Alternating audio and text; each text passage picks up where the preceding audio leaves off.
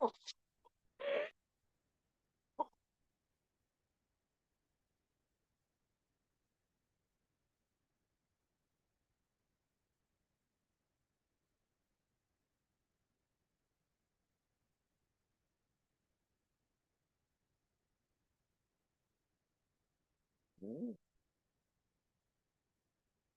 Mm.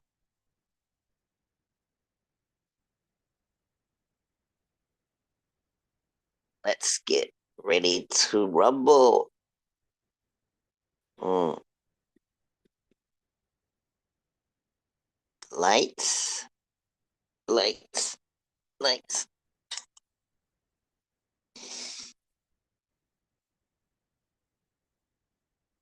Mm.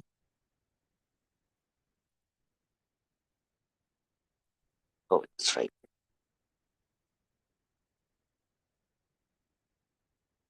Action,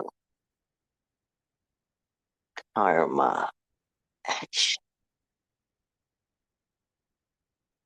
Karma is the compelling urge to act.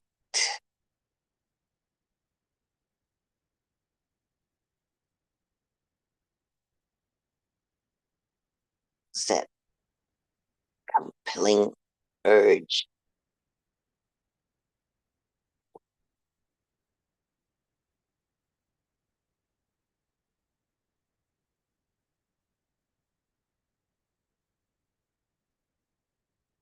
Step, three steps. Three,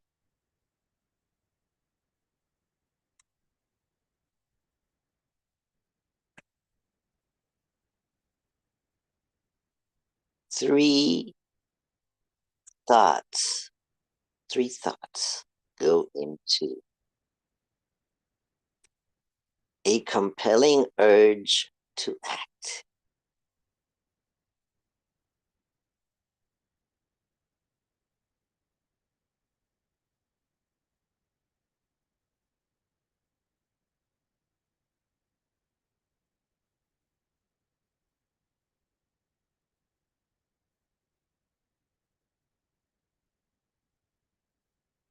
Is the thought of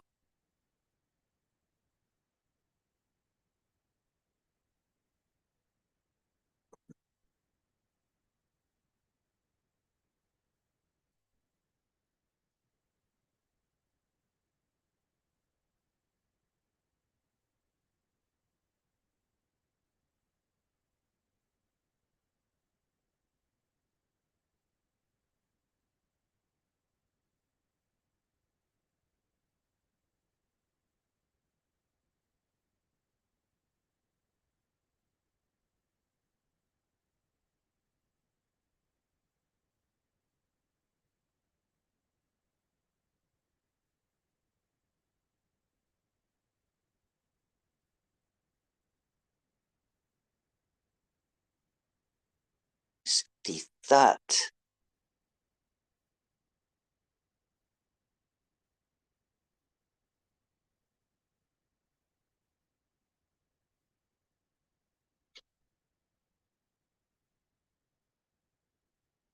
somehow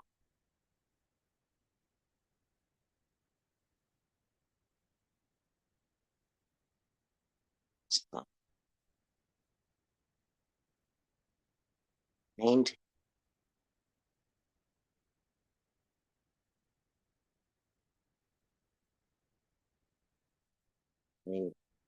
stops what it was doing a moment before and focuses on an object.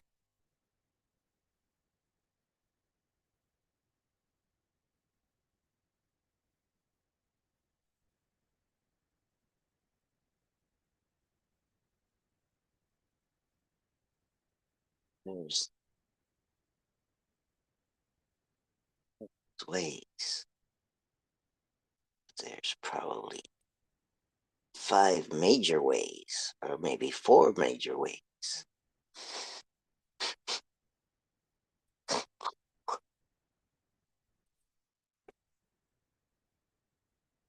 To where the mind is scanning the scenery and then says, hold on, wait, that is interesting.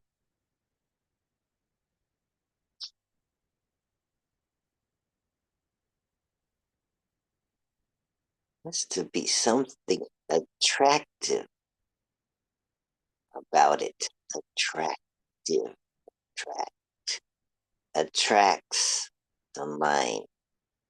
So what happens? The mind,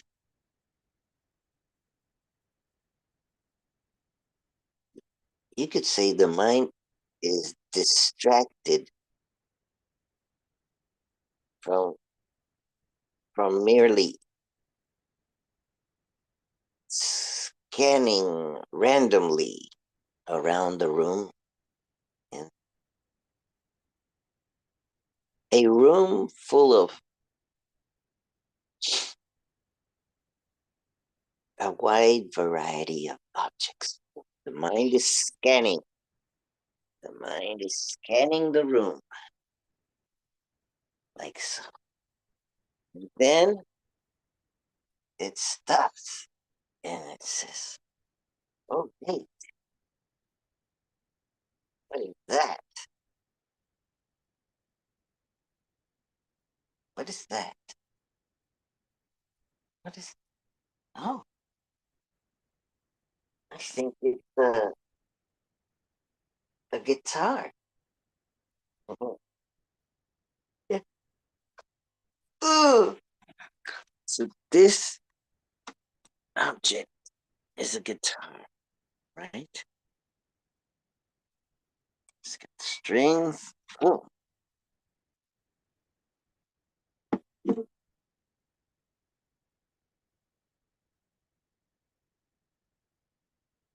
it's got strings, and see how it sounds.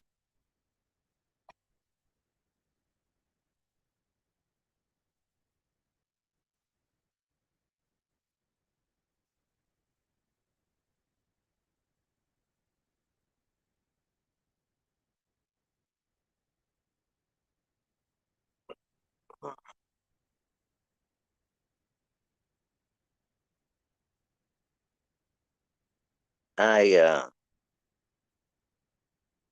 I strung this guitar some time ago. I go on upside, no, on sideways. Let's see. Let's see.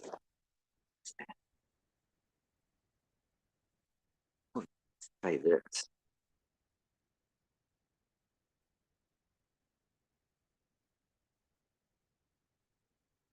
Oh, where's it?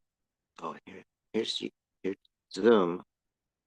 Okay, maybe that fixed it.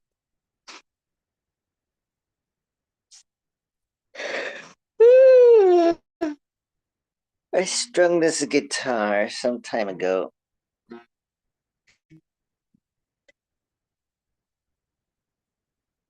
In a strange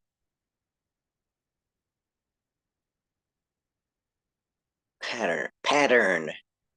No, in a tuning I've never done before. I don't do too many tunings, but I read somewhere about Nashville tuning, and I don't know if I did this right. Nashville tuning. And the Nashville tuning, it seems pretty much what you'd expect. EAGGBE, except this, it looks like these last two, B, E, are an octave lower than usual. Well, I don't know if that's exactly the way you string the Nashville tuning, but this is the way it came out for me. It worked for me. Let's see. I'm not even sure if what frequencies, what pitch each of these strings are. By the way, thanks for joining, or thanks. Well, there's no one here yet, but in the not too distant future, I hope some people will be dropping by to watch this video. So I'd like to welcome you to this channel. It's uh, it's it's uh, it's a channel that I started maybe 3 or 4 years ago.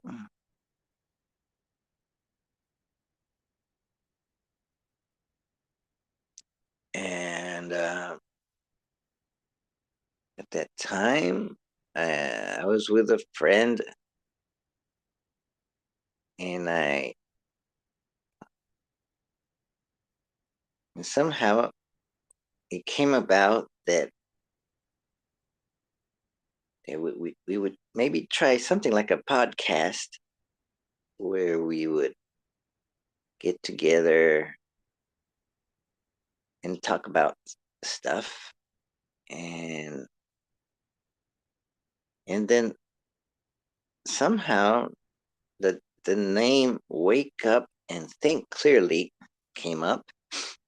And so wake up as in become enlightened and think clearly. Think clearly.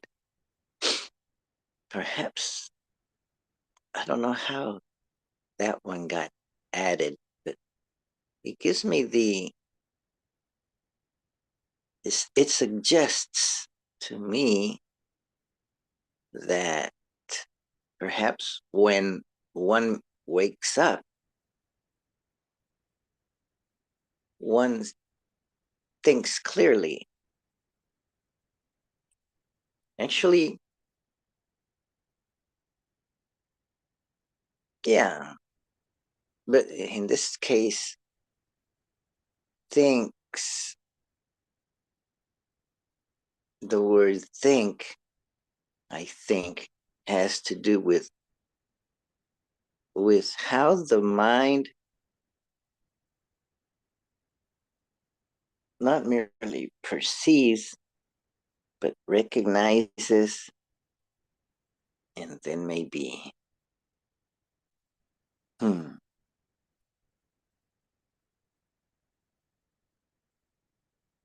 put puts meaning to something,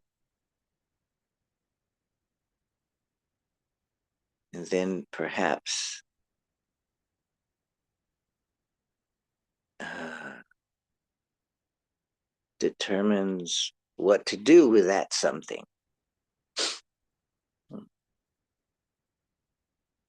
Like when I was scanning the room for things, and then I stopped at something that attracted me.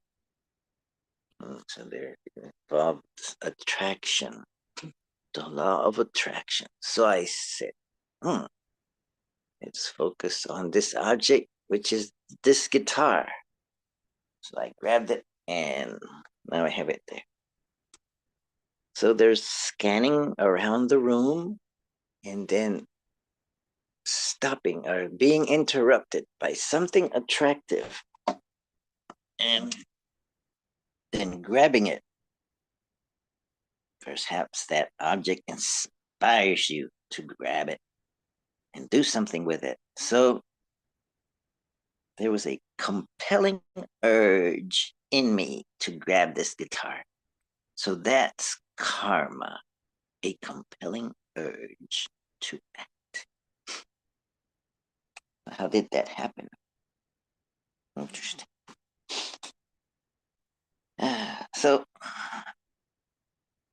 I think the think clearly part has to do with that process. Well, regular thinking, it could lead to excessive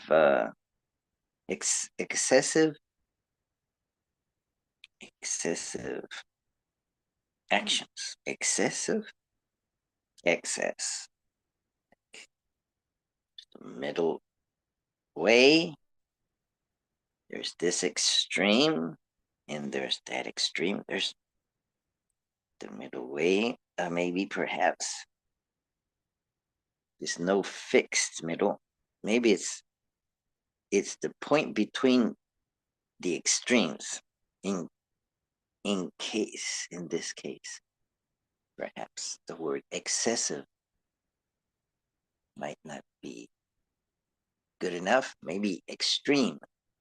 So thinking clearly, maybe it means thinking in a way that keeps one away from the extremes.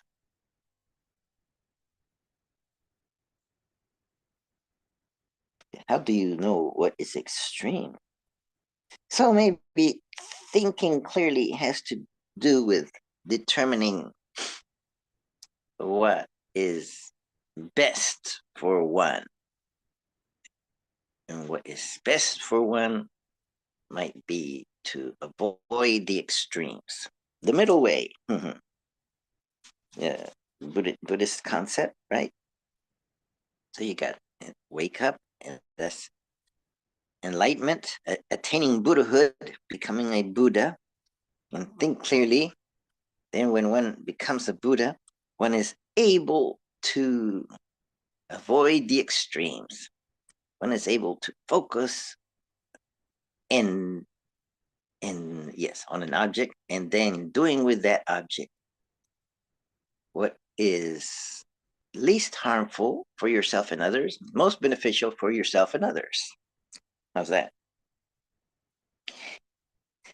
So Wake Up and Think Clearly became the title of this channel 3 or 4 years ago. I could get on the channel and try to find the oldest video, see what we were talking about. I've tried that before, and I said, wow, we've been at this a while. And so it became, in the early times, it became like a podcast. We'd get together around 7 in the morning on Saturdays and talk about stuff and maybe come up with a topic.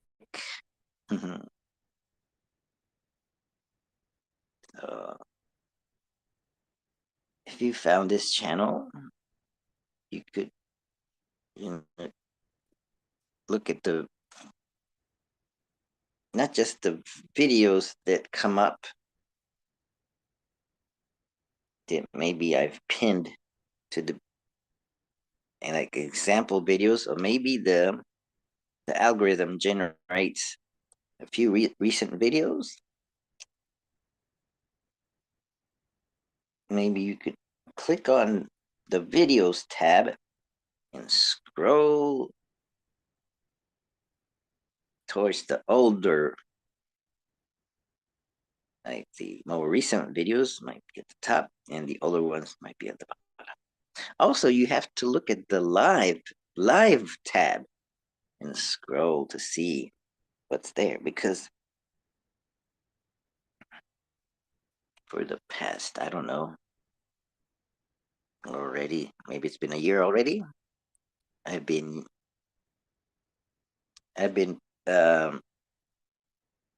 going live to YouTube directly, so I don't have to uh, find the video that was saved through Zoom, maybe on in the cloud or on the computer, and maybe uh, edit it out a little bit, and then upload it and type up a description and all that.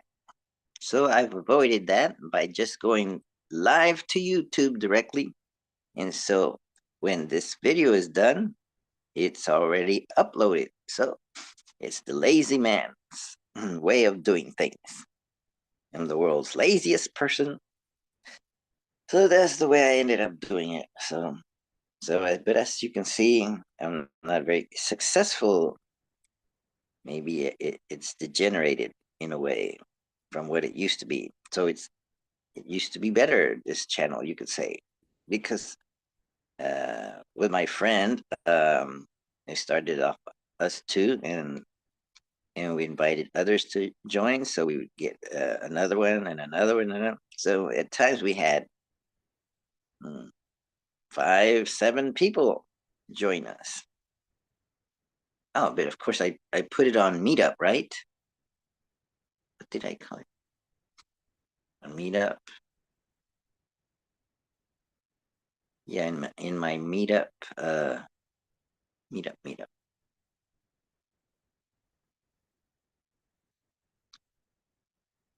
That is the Meetup that I use. Do I call it Wake Up and Think Clearly? No. Now I remember I had a meetup called, I still have it, Central Florida Philosophers Meetup Group. Maybe I should change the name, something shorter. Uh, anyway, I started scheduling this meetup there, and that attracted uh, people every now and then. So, and also what we did after the meetup, I would have a recording of it in the cloud or on my computer.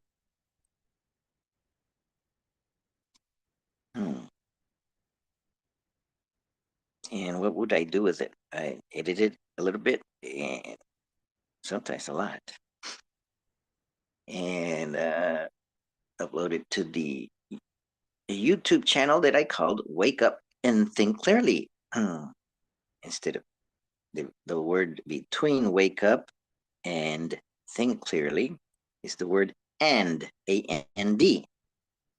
But in the name of the YouTube channel, I made it into the letter N. So it's wake up without the space, letter N, think clearly, all together, drop all the spaces. So you get this big word called wake up and think clearly. So that's the name of that's how you can find the YouTube channel. And then Rami Katene gave me the idea of putting a tiny URL to get to this to the list of live streams by going to the domain wutc.life.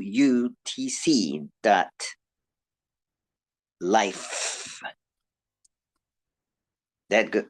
That's a domain name I bought. Maybe it costs $15 or $20 a year. I don't know. And I bought it through tinyurl.com. So I pay tinyurl.com maybe $10 or $15 a month but through them I bought the domain name. I created the WUTC. That's wake up, think clearly. The initials WUTC without the N. So and then the domain life is available. That sounds good. Wake up and think clearly. Life. Actually, WUTC life. Maybe I could create one called Wake Up and Think Clearly life, the long form. Nah, I don't want to get too complicated. And so, no, what Rami gave me the idea is to put the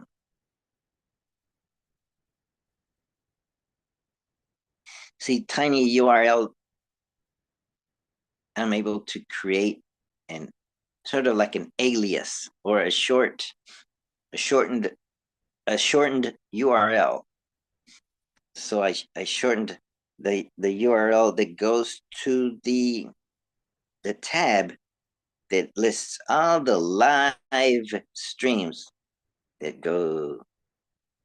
I'm only using YouTube. I guess I could use it to go to Facebook. All the live streams that go to YouTube. So it just says live, LIVE, right?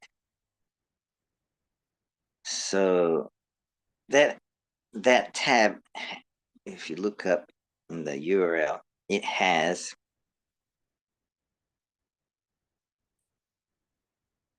a long URL to get to it.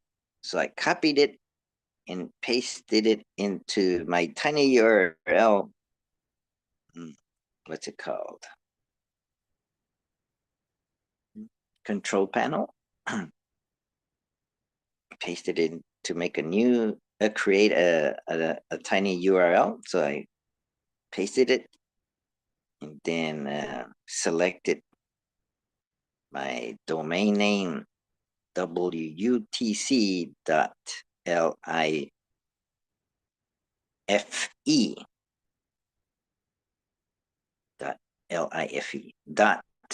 life / then I could shorten it. And what did I shorten it to? Live, like Saturday Night Live. So for all the live streams that get saved on the channel, like a playlist, you could say. It is a playlist of all the live streams that have been done. So it puts the latest one at the top. So it's a long list that when you go to live, you can find it, right? Or maybe they're like that. So I created the shortcut in my tiny URL.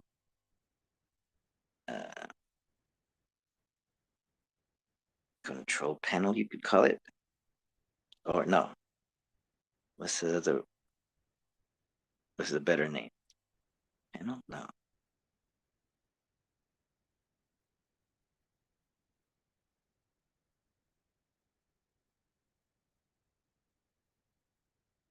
I forget.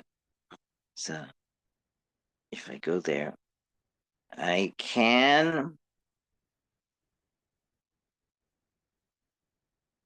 created there. That's where I create shortcuts that are meaningful to me, that I sometimes remember, or maybe I don't remember them anymore, but I have a list of all of the ones that I've created, and it's pretty long. I've created a lot, so I can maybe look up, oh, what was that shortcut that I created for this or that? I could scroll down, or maybe I could search for it if I remember something about it. So I sometimes use tinyurl.com / and then so it keeps track of all the ones that I've shortened. Sometimes I use another domain name, the one that's available is wutc.life. That's the one I created. But the others, it used to have others, and I used those others, but then they stopped providing them because mm, they became considered scams or something, or dangerous because they were odd looking, like ROTL.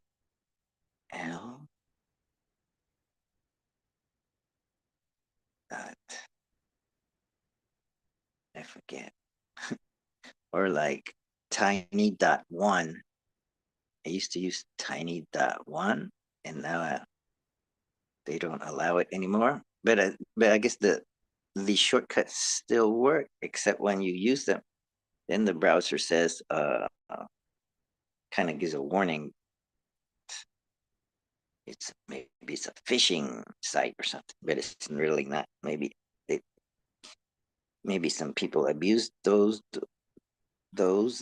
uh, like tiny.1, or there's another one that started off with a RO. I don't know if I remember if it's ROF or ROT, something. I forget. I could look it up. But anyway,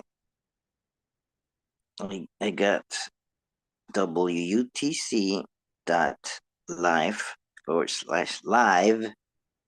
as as a tiny URL shortcut to get to the live, the playlist.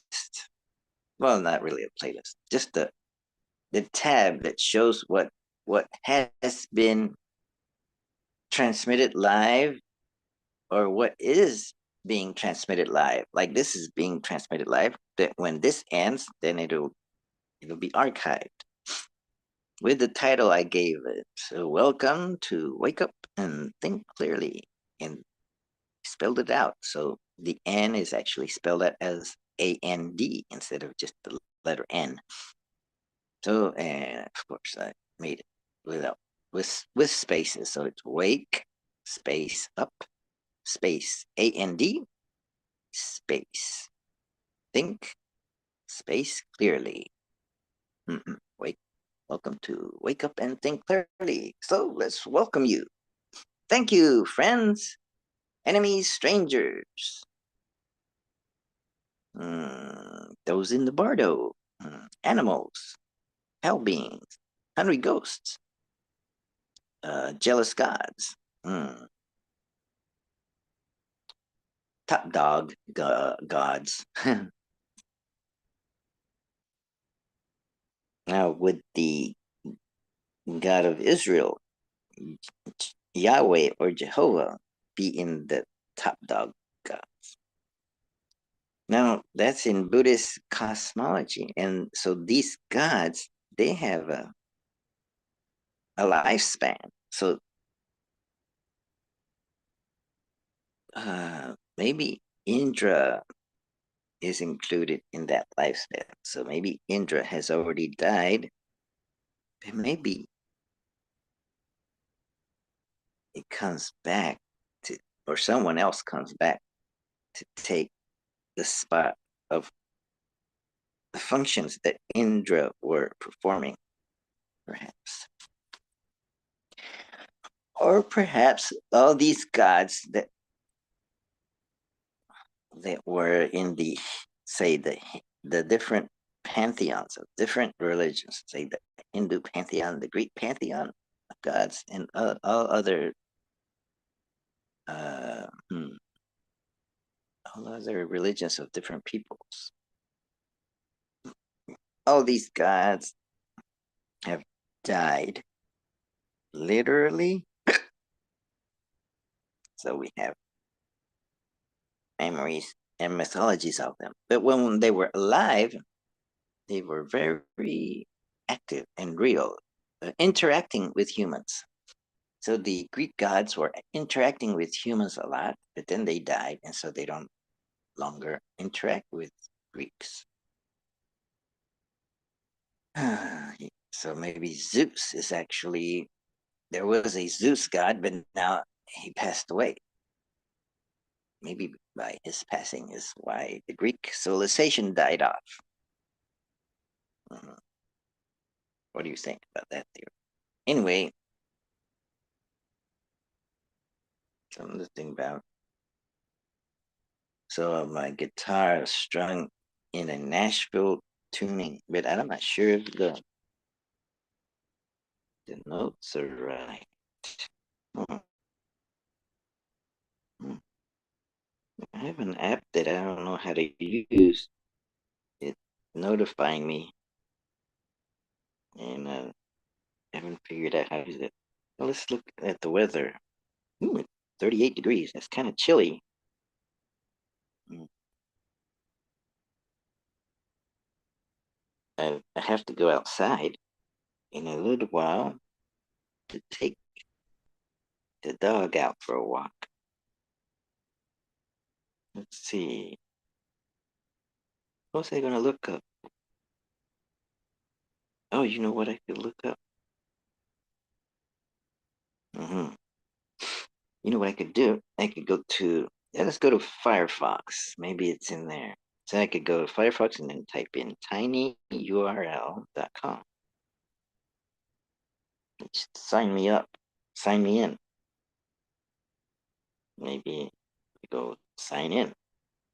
Yeah, it's got my email and password all already filled in. So maybe I could,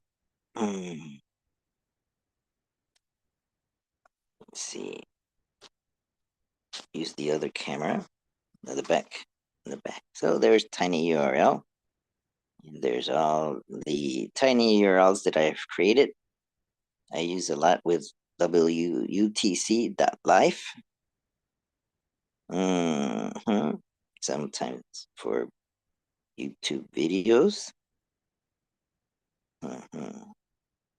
For the things I find it, for things that are related to Buddhism or Hinduism or practices, yes, Dharma practices. I use wutc.life for things that are just whatever.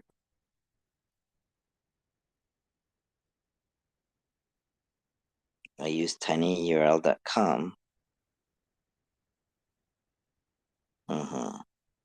There's just shortcuts, shortened URLs. Uh, uh, like for Qin Phil, that's for Chinese philosophy. Let's see, K, that's so WUTC dot life /Qin Phil, PHIL, is Chinese philosophy. It's a page on Chinese philosophy at archive.org. Oh, this one is JOL, Jewel Ornament of Liberation. Mm-hmm. Oh, we AutoCAD. Maslow. Mm-hmm.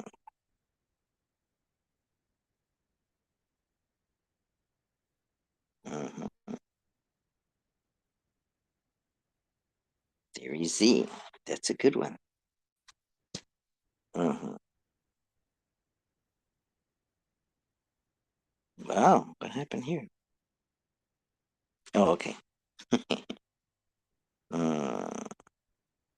So what if I share on my computer? I mean, on my phone. I go share. Go to see if this works. Website. So I type in the website. I type in on my phone to share the website wutc.life /. Maslow, Maslow. Oops, I almost spelled it wrong. There we go. Oh, I almost spelled it wrong again. WUTC dot life/Maslow. This is a pretty good one. This shows, if it comes up right. Uh-oh. WUTC. Uh-oh. Uh-oh. Let's see if it's, maybe I forgot to pay my domain name. Maybe it got blocked. Or I typed it in wrong. Oh, WUTC.life has expired. So now all my WUTC links don't work. That's a big problem, isn't it? Hmm.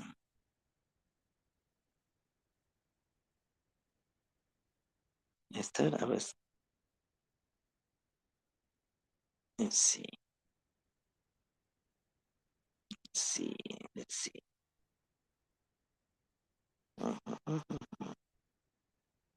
Well, I gotta fix that. That's a big problem, isn't it? Because then my links don't work. Where's my Zoom? Hmm.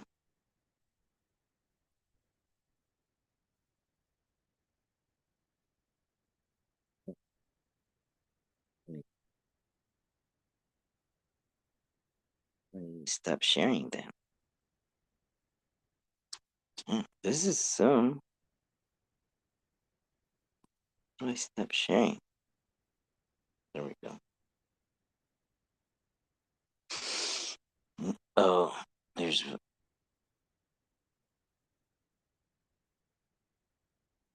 like that. Oh, WUTC is not working. Oh boy. Uh,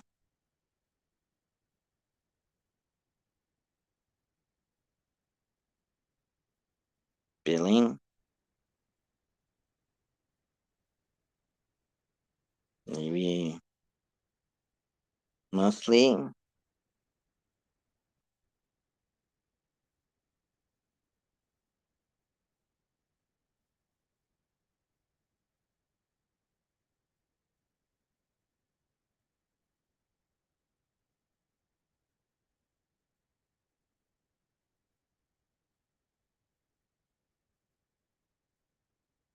So I'm paying $13 a month, and let's see. Oh, billing, branded domains.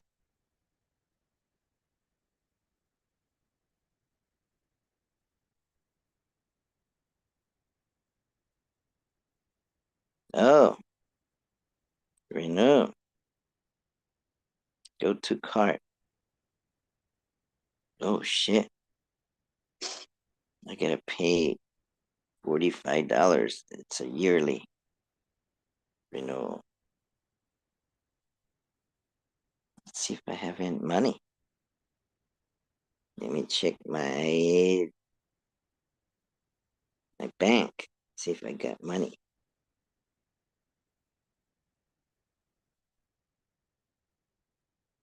Oh, good. I got paid. Mhm.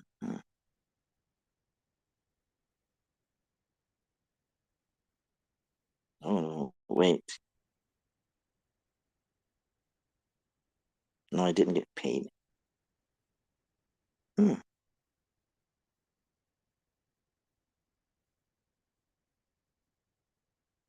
Oh, wait a minute. I gotta go to Amazon and see if I paid for it. But I thought it said that, yeah, I got paid. What's going on? I I I ordered something for My friend Libya, I thought it got ordered. Payment revision needed. Oh, what happened? Oh no, they blocked it. Hmm.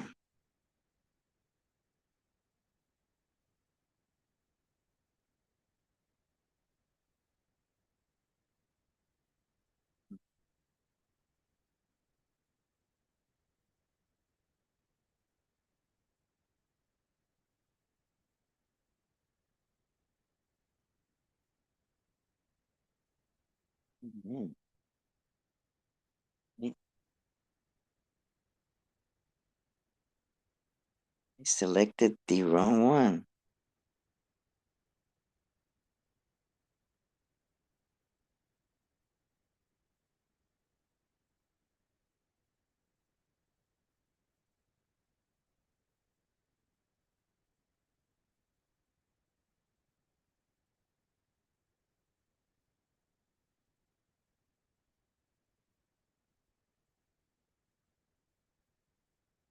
Oh man.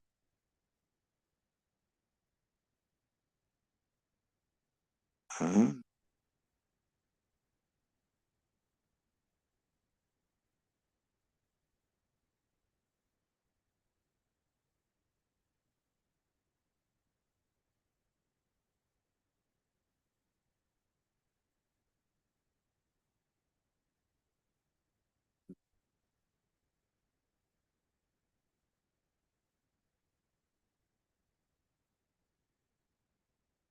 Man, I selected the wrong bank.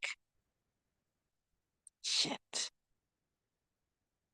On my Amazon order. Let's see. I'm going through and trying to fix it. Fix it.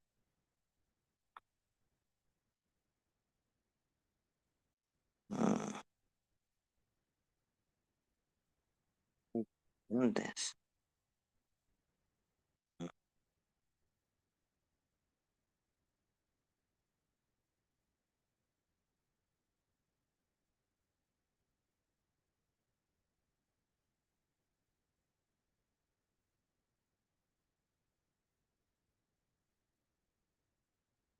Incredible. I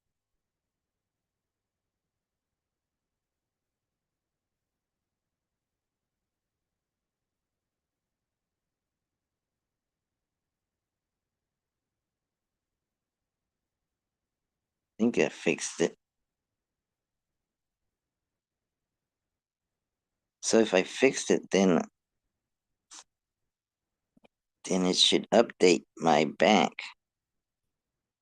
Let's see if I go like this. Hmm. Let's go back and open my bank account. Hmm.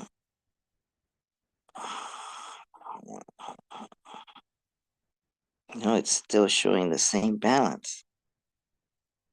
Damn it. Hmm.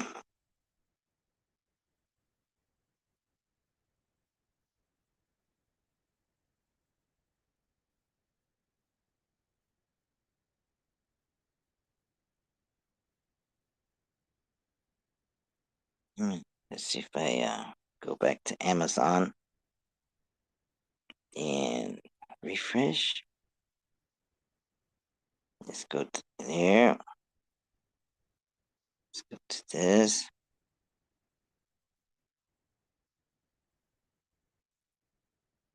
What's this? Orders.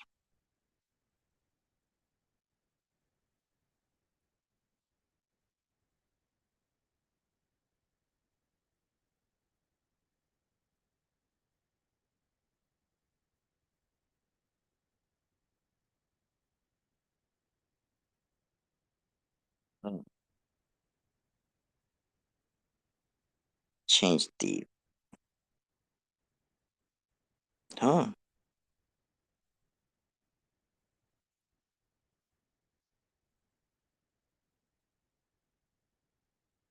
oh man, it's not changing it.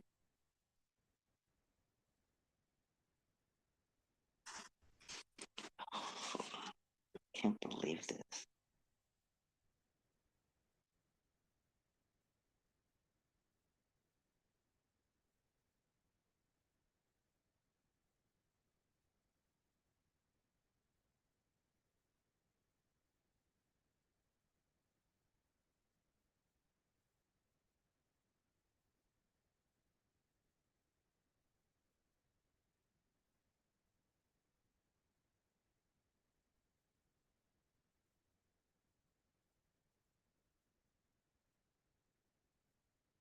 Mm, mm.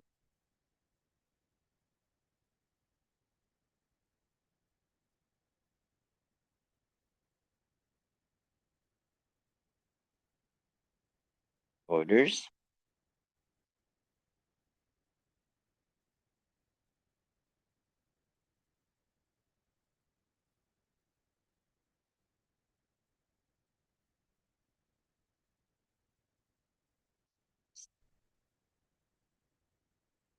Ah,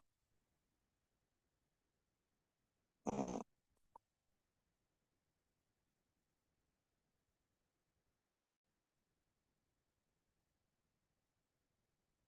is it to cancel?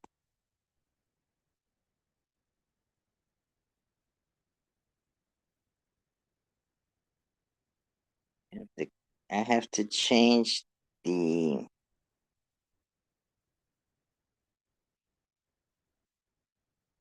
change payment method. Mhm, mhm,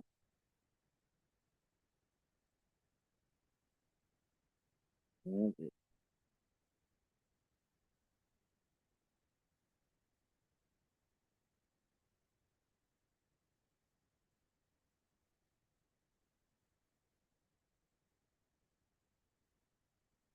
mhm.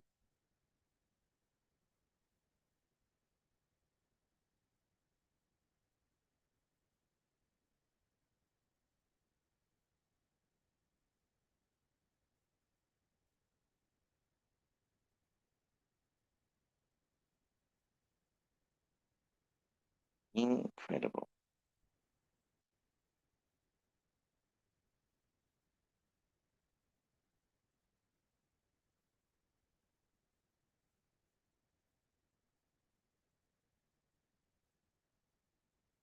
Well, this one's set up right.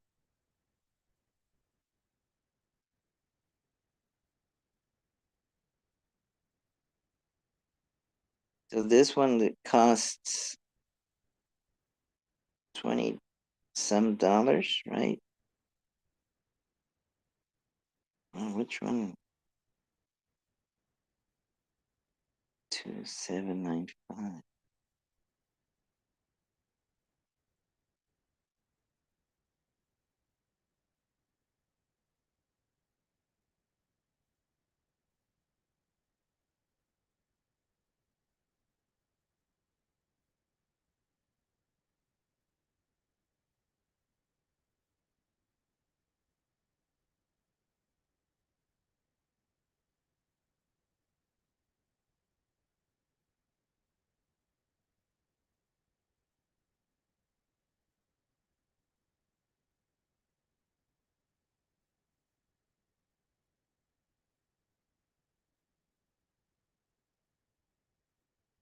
Hmm,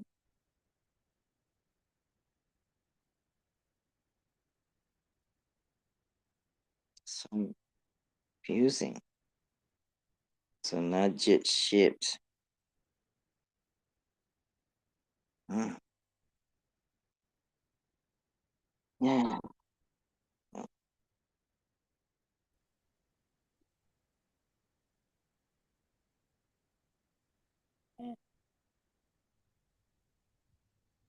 Hey, Namaste, brother Hyro. namaste, brother Vinci. How are you? I'm lost. Lost? I can't find myself. Oh, where did you last see yourself? Well, I was going to play this guitar. I was going to maybe change the strings. Uh-huh. Then, then I went to. I was going to show. Oh, let's see. Oh, where is it? This one? I have a bill. I have a bill to pay, but Uh-huh. it didn't get paid. Uh-oh. It's a yearly bill to renew the domain name WUTC.life. That's wake up and think clearly.life. I It didn't know was, there was a dot life. mm. And so I use it to create oh shortcuts to pages that are too long to remember. So one of the shortcuts goes to the Wake Up and Think Clearly YouTube channel to the live LIVE. So that's where this broadcast will end up when it's done. It will, well, it's also there live and in color. So hundreds of our fans are watching us right now. Oh. Well, maybe not hundreds, maybe zero. So, but maybe they can come back after it's done to watch it at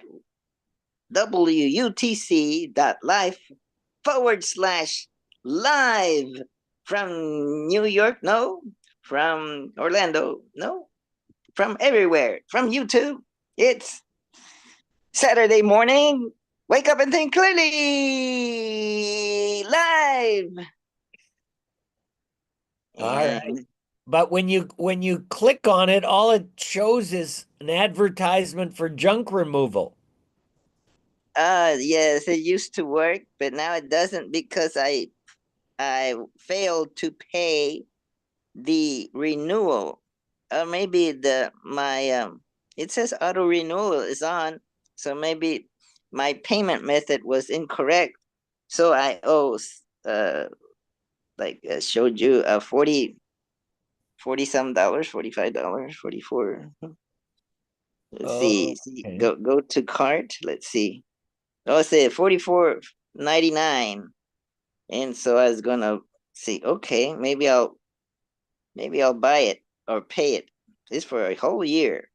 So, but oh, I Ex better check. I better expired check. on December the 3rd. I better check my bank to see if I got enough money. And I said, "Oh yes, I looks like I have enough money." But wait, no, that's not right. That's the money that my friend Libya gave me through Zelle to buy her stuff on Amazon. How come they haven't processed that amount? So I went to Amazon and I see, oh my gosh, I used the wrong card. It was a card that expired, so it didn't get processed. So now I have to change the payment method on the three items. So if I click on an item, oh, okay, this one's right. Maybe I changed it. But this one, mm, let's see if it goes. Oh, mm, wait a minute. That's what. Maybe I need to cancel it and reorder it with the right payment method. So I fixed. Well, I had to cancel one of them. Maybe I need to. Uh, I need to. I need to filter and set this for canceled orders that have been canceled, and it comes up there. I have to order this for her. It was canceled, so I put it in the cart. Add to cart. Oh, maybe I already did. Yes, I can proceed to check out, and then I can place the order. Oh, I have to change the payment method to uh This one. Oh. Oh, mhm. Hmm. Well, I got the right Namaste. payment method, so I can pay it. So now I ordered Namaste. it. Yes. If I go to my bank, it should. It should. No, it hasn't adjusted. Maybe I have to go like this. I have to close it and then go open the bank again. Let's see over here. Namaste, Bardash. Finger on it. Namaste, brother. Both of you. And How are things in no, it's not Nepal? working. Oh, it's No, very maybe cold. Yeah, Freezing, here freezing, here freezing. too. Here too, I have to go and put on my porridge. Oh, Oh, I'm yeah at this. Yeah, very freezing night, freezing day. No, the sun is very almost no sun. Yeah. oh, here is the sun is coming up. So I can sing the song. Here comes the sun. Yeah. Let's see. Let's see. Here comes the sun. Let's see. Here's how it goes. Yeah. Here comes the sun. Oh. Here comes the sun. Here comes the sun. It's all right. That's my version of it. Here comes Beautiful. the sun. Here comes the sun. Here comes the sun. Do do do do. Here comes the sun. Yeah, beautiful, I beautiful song, brother. say it's all right.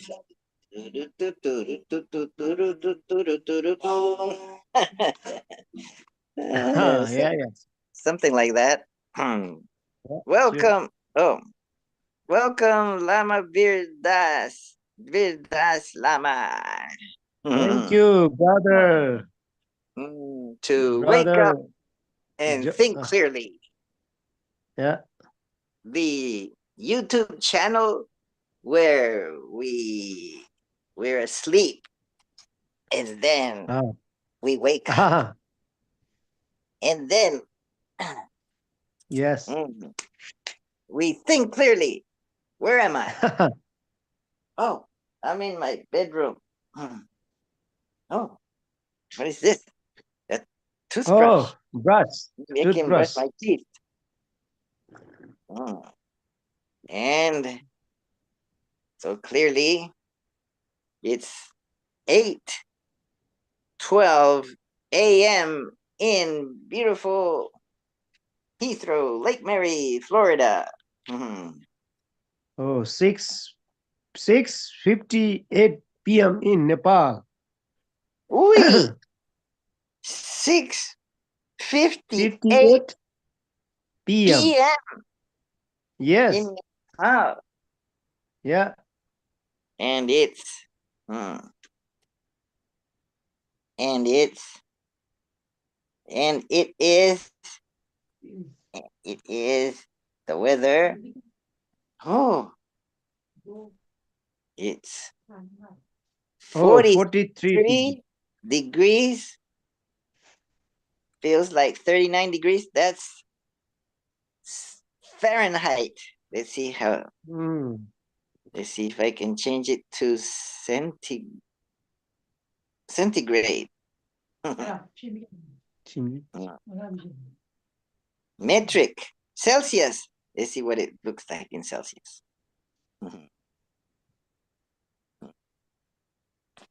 Oh, it's 6 degrees Celsius. Ooh, it's cold. I'm going to die. It's too cold. You need Welcome. warm clothes, down Namaste. jacket. Namaste. Namaste, Birdas Lama. Yeah, namaste, brother. Namaste, Birna. Tamam. Where are you? In Kathmandu? No, no. No, I'm in the village. in the village. Temal, the village of Temal, But little, yeah, near. yeah, of course. Temal, yes, Hmm, yes. It is local, yeah. The name of hmm. local government also Temal. Temal rural municipality. Wow.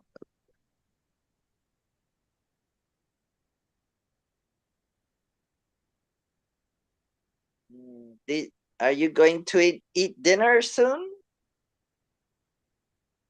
Oh, finish. Already eaten. Just 10 minutes ago. Wow, what did you eat? Today, Yeah, corn food, corn. corn? Yes, corn Wow, and dal. And now taking I and am that hot water because cold. hot water because it's cold. Oh. Yeah, cold Ah, water cannot drink. I look, I cannot drink cold water because very cold. yes, maybe I should drink something warm too. Maybe I'll drink Yeah, a warm. tea. Yeah. Wow, it's a wonderful day.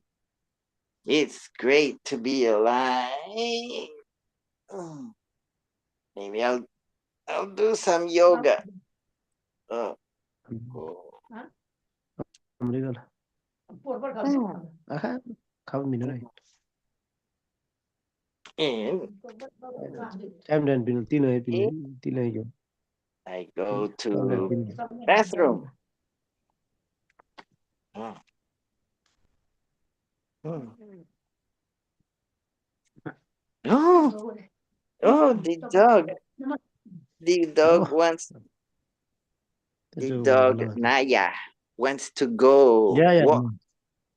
Do poopy. हाम्रो mi हाम्रो to. So I have to take Naya for a walk in the cold. Poor me. Saya lagi nama Poor me. It's cold for me. But Naya patiently wait for me to take her out. Mhm. Mhm. Mm. Mm. Mm.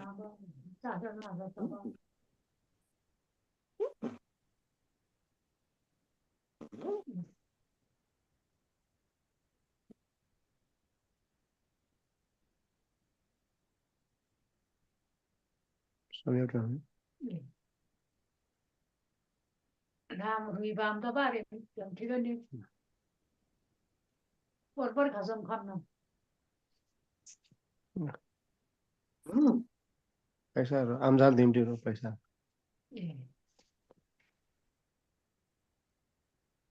Oh, who are joining? Oh, Hello. Old, Airo, Old, Rakas Limik. New friends are joining, I think. Welcome to Wake Up and Think Clearly. Rakash Limik. Rakas Arap. Limik.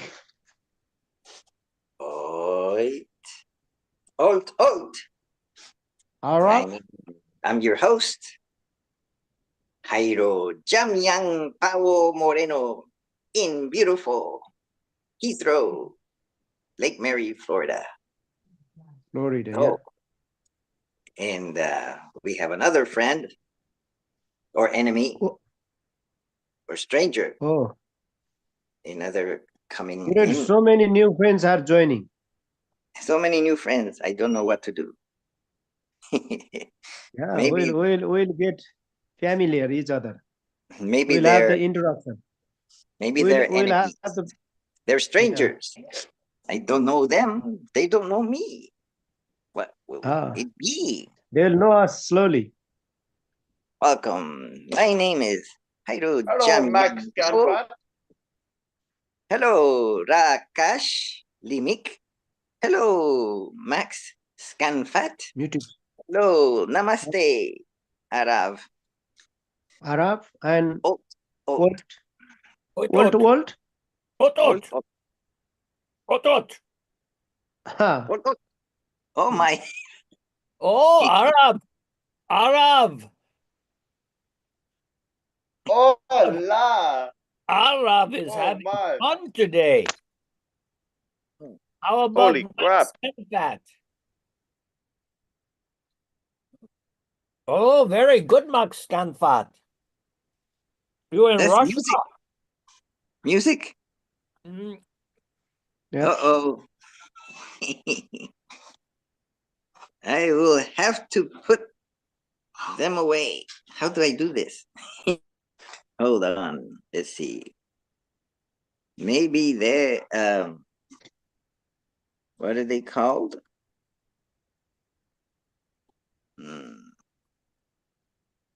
Let's see. I'll put them in the waiting room until Okay. they behave. Let's see. How's that? oit, oit. Walt. Hello? Alt. What? Ot, ot. How are you? Are you a nice person? Muted. Welcome. He is muted. Oh, he almost unmuted himself. So, welcome to Wake Up and Think Clearly, where we wake. Oh, there's two people in the waiting room. Oh, it's the same ones. Rakash, Limik, and Arav. Oh. Mhm. Maybe they're friends of Ot, ot. Oh, Bari. Alt left. So that was exciting and nonsensical. So welcome fans of Wake Up and Think Clearly. There must be hundreds of you watching this on YouTube live and wondering what happened. Well, don't worry. We're wondering what happened too. Okay. So now I'm going to take Naya for a walk. But it's cold outside. It's 6 degrees Celsius or 39 degrees Fahrenheit. That's very cold for Floridians. So I better wear something warm. So I will wear a coat like this one. Mhm. I will wear a warm coat and everything will be okay. Oh.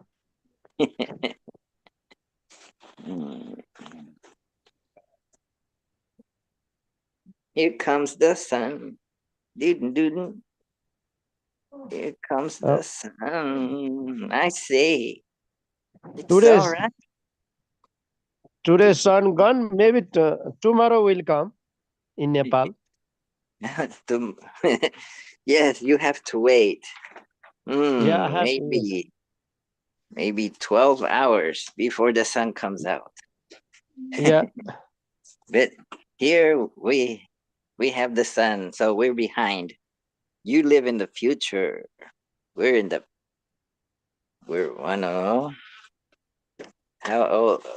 maybe 11 hours behind or so. Yeah, man.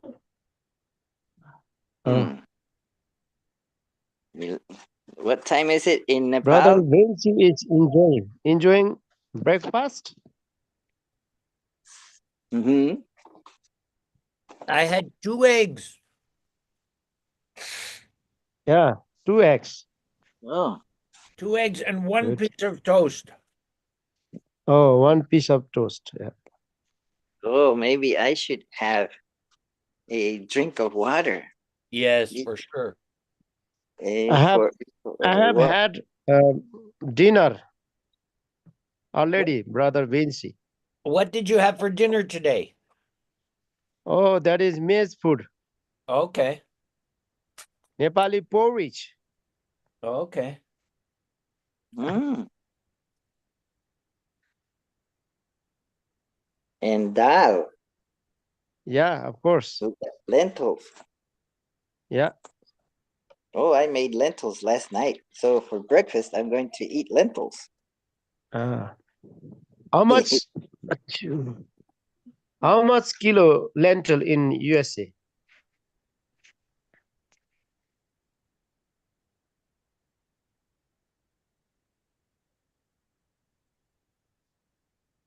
Paisa pinun peleberi taun korki How much peleberi does, zakar sumber. does lentils cost? Yes, yes. What? How much does it cost 1 kg lentil in USA?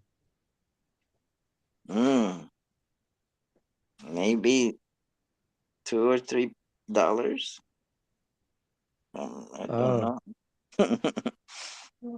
Yes, I in bag Nepal, in little bags. in Nepal, Mhm. in Nepal, $4 1 kg.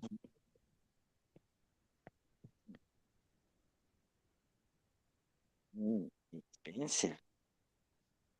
Uy, a kilo is not very much, is it?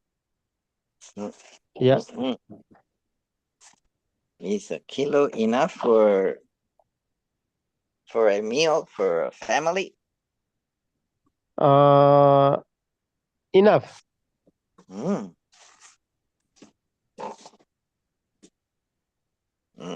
You get because yellow lentils, we put water also. Water we put more water. so it lasts longer.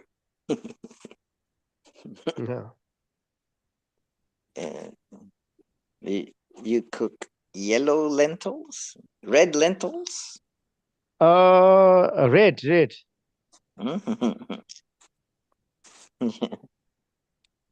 Mm. Yellow also available in Nepal to buy. You to eat with roti. Yeah, sometimes with roti. With roti. Yeah. Mm. Mm.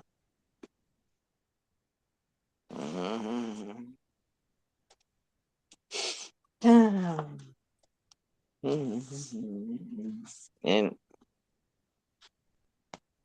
do you sometimes eat meat? Yes, sometimes we eat meat, but meat is expensive. Mm. But my kids enjoy meat. Mm. What kind of meat do Meat. you eat? We eat mutton. Mutton is too much expensive. Mutton? Yeah. Then Is- we eat cock also, cock, hen meat, chicken. And like chicken? Mm. Yes. Mm. And buff also, buffalo meat also. Buffalo meat? Wow. Yes. Water Have buffalo? you have you ever tasted buffalo meat? Buffalo? No, No. You never eat, yes? never. Yeah, beef. You eat beef? I used to eat beef, but now I don't. Oh, Now I'm now you don't. vegetarian. Oh yeah. Me See, also not much, not often. Sometimes only meat. But kids, my 2 kids, children like meat very much.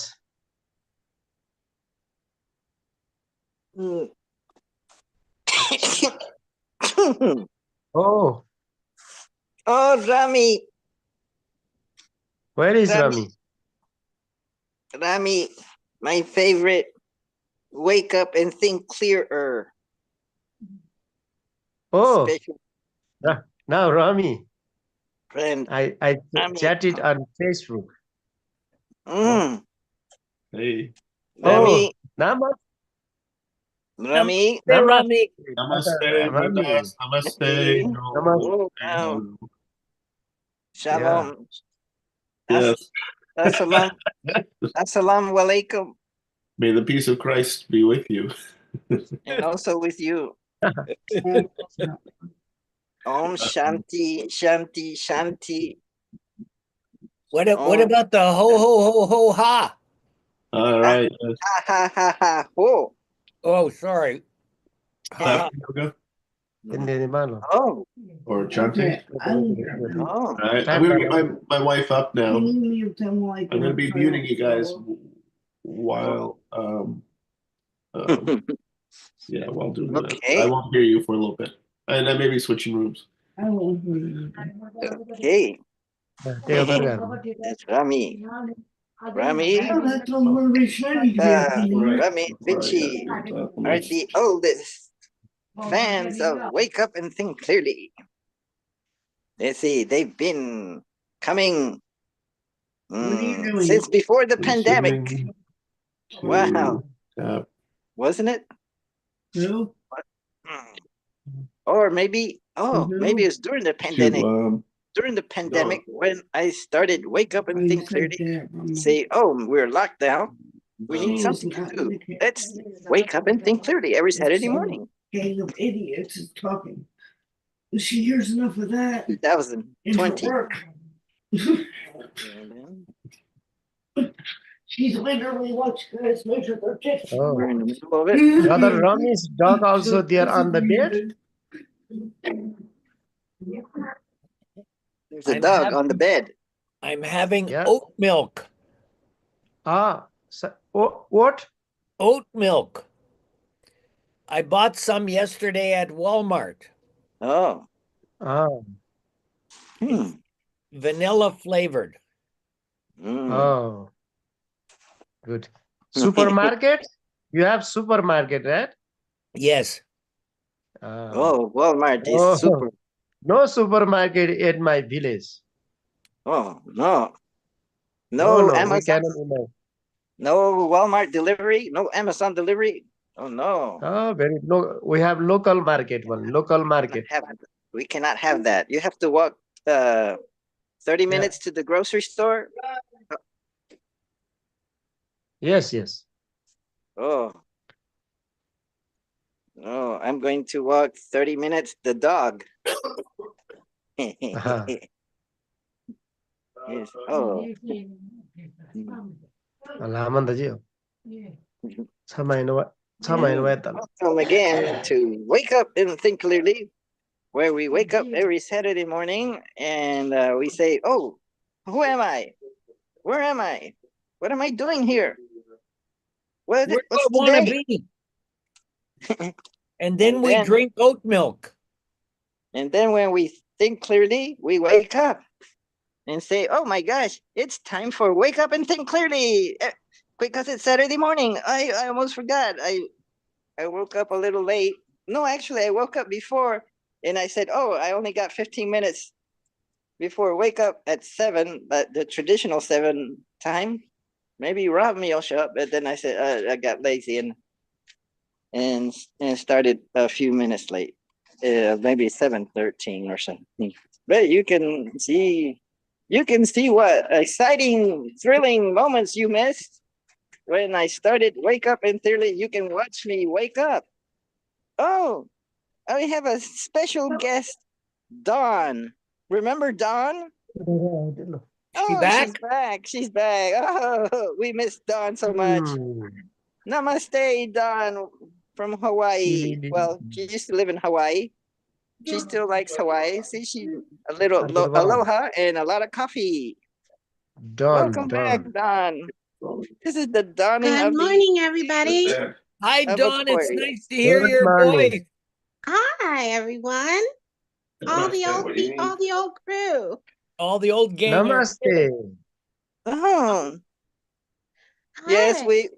we've been Hi. missing you all this time and say, oh, when is Dawn ever coming back? Oh, so we were You looking at the ceiling all this time, and finally our Is- prayers came true and Dawn came back. You kept Is beating done. me. You kept beating me in Vinci, Hyro. So I couldn't come back. I was so ashamed. Oh no, you Oh, should. that's what it was. Oh, Hyro is becoming shame. very expert. In fact, we had to introduce a new rule to Vinci because Hyro has become so expert. Really? Yes, the Hyro rule. Oh, If- what is that? If there's a three-way tie on the third point, then the tie playoff only counts for 1 point. I mean, Oh, yeah, that was oh, his when on the innovation. third round, on the third round, if there's a three-way tie, no, Yes, if the two, if or it's on the second. What- After the second round, I forget. correct. He makes up these rules and he forgets them.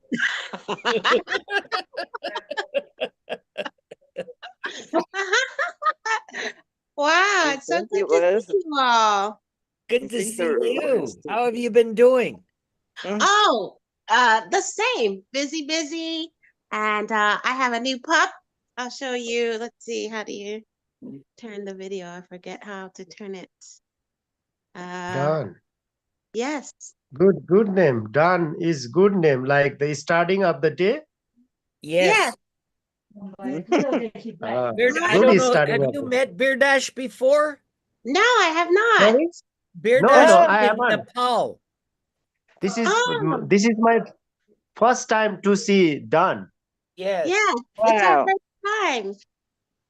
Mm. Where are you from? I'm here in Florida. Done. I call Hawaii home, but I'm here in Florida. I'm north of no, I'm west. I'm west of you, right, Cairo? Yes, maybe northwest. Yes. So Oh. John would be close You are to living in Rami? northwest of Florida? Huh? You are living in northwest of Florida? I'm in Northwest. Florida. Northwest of me. Maybe Oh, good. maybe Neighbor. maybe 40 minutes away. I don't know. Oh, I'm an hour and a half away from you, Hyro. Oh no, that's too far. I know. That's why you never came to visit. Yeah, I'm afraid my car will break down. Yes, that's what you told me. Oh, it did break Awesome. down. I got a new car, but it's borrowed. My brother lent me his car, and if I'm a Oh. good boy, he'll let me keep using it. Excellent. If I'm What do you have to do cheerful to and be a good obedient, boy? then- Yes, be Birthday. obedient and cheerful. Okay. Obedient and cheerful. Yes. Oh, we have more. And Oh, here we are. make sure my room is clean, all of them. and I Hold have on. to make sure I We do have the we have Medicare. another new visitor. Okay, Mommy. Okay. Oh no, It's that's another Rami from Rami. It's it's another Rami. it's Rami from Rami. another world. Yeah. And another room. Another Maybe- room, another computer, another mobile. What's your dog's name, Dawn? The new baby, her name is Opal. Opal. Yes, like the stone. And she's Oh, 7 months old, but she's bigger than Evie. Wow. Oh, Evie Oh, doesn't seem to true. like it very much. She's already bigger than Evie. Yeah, Evie loves her. Evie helped raise her already. Yeah? Wow. Yes. So I got her to be a companion to Evie because Evie was alone and and it's me and I work. And so when I'm working now, she has Opal. Oh, that's Wow. Awesome. Nice. So do we expect David to join us? Oh, David Norton. Yes. David, he hasn't been here Oh, for a long time. We miss David. I saw he made a post on the meetup page and Rami invited us to come for the discussion. Which Oh. discussion? Rami put a discussion about how to remove money from the political, from the campaign system, you know, the political Oh, campaign. yeah. I didn't see Yes. that. Where was that posted? How can we do He- that? I He think it was put it on in the Leo's meetup and timeline. he also put it on the Facebook group page. Wow. And he tagged anything some that, people. that I've got on my timeline, that's a useful resource. I'll go ahead and place it on the Wake Code Link Clearly Facebook group page. For instance, James D'Angelo's the cardboard box reform, which in a nutshell, I mean, he lays out the whole case in 62 minutes, how the history of the installation of the electronic vote, how the history of the importance of the secret ballot. The reason why we have the secret ballot is so that we can't be paid for who or what we vote for. We don't have a receipt showing that. And also we can't be placed under stress or undue influence to show that we've gone this way or that way.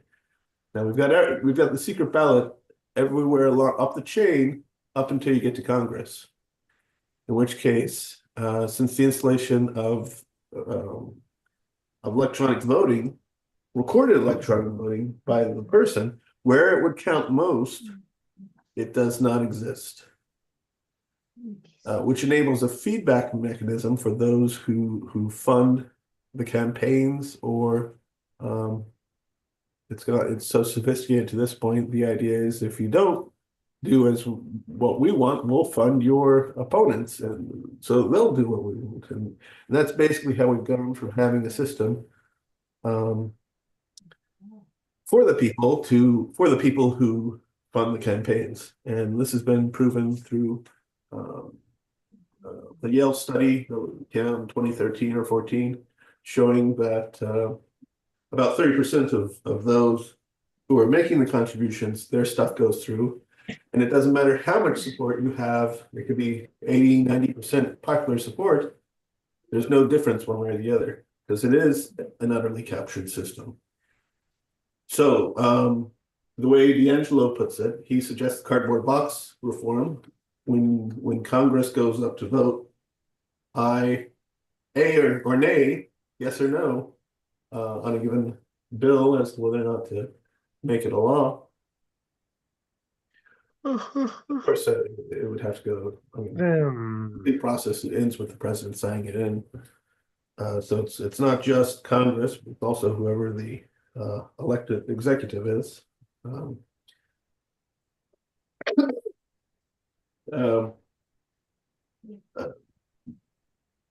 His solution is that you restore or reinstall the secret ballot into the halls of Congress. President would be a different sort of situation, so that you would know what the vote tallies were in the end in the House and in the Senate, but you wouldn't necessarily know how people were voting. And he brings that up prior to 1970, I forget if it was 1 or 3 or 2, when recorded electronic votes were included or inside the chambers of the United States legislation, two houses. People could take campaign contributions, but if the vote didn't go that way, they could say to their funders, well, hey ha, or they could talk out the side of their mouth and go, we tried our best but didn't work out. There was no necessarily way. I mean, of course, if you're making sure only the things you want get passed, and you're, let's say in the Senate, you're contributing to 100 seats in the Senate, and you still don't get it, then the people who are contributing would know what's up, that their money isn't being effective. But at least it would be reducing the amount of influence that money currently has in our political system.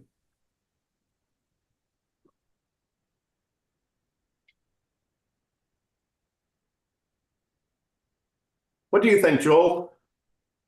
Well, I'm not sure that I've understood it completely, but I do agree that money is a big problem in democracies today. And I think the initial analysis of we've gone from, one vote per person, it's gone to how many dollars per vote Right. does it take to fund an advertising campaign to get some particular person elected or some decisions made? And there needs to be some comprehensive way to restrict or improve that. But I Right. think I think my credit card has been hacked. I just got a message that I got a charge on my credit card and I can't get logged into my account. Is there a telephone number that you can dial, Joel? Or I don't have the card with me. I gotta go check it out again. okay, well you know the website to the card Joel, carrier. Yeah. Joel, before you do anything, let me ask you a question. You received a text message, No, I received an email. and did you click the link in the email? Yes, I just did that now. Don't do that. Well, Those are scam emails. wow. So basically, when you did that, you gave your username and password to somebody. You Wow. don't log in from the link that comes in the email. You log in and you're from your normal access. That was a scam. So now what you got to do is Call the credit card company. call the credit card company. I would actually just log in from a normal login. But I Just get can't, away. it doesn't allow me. They've obviously already changed my No, password.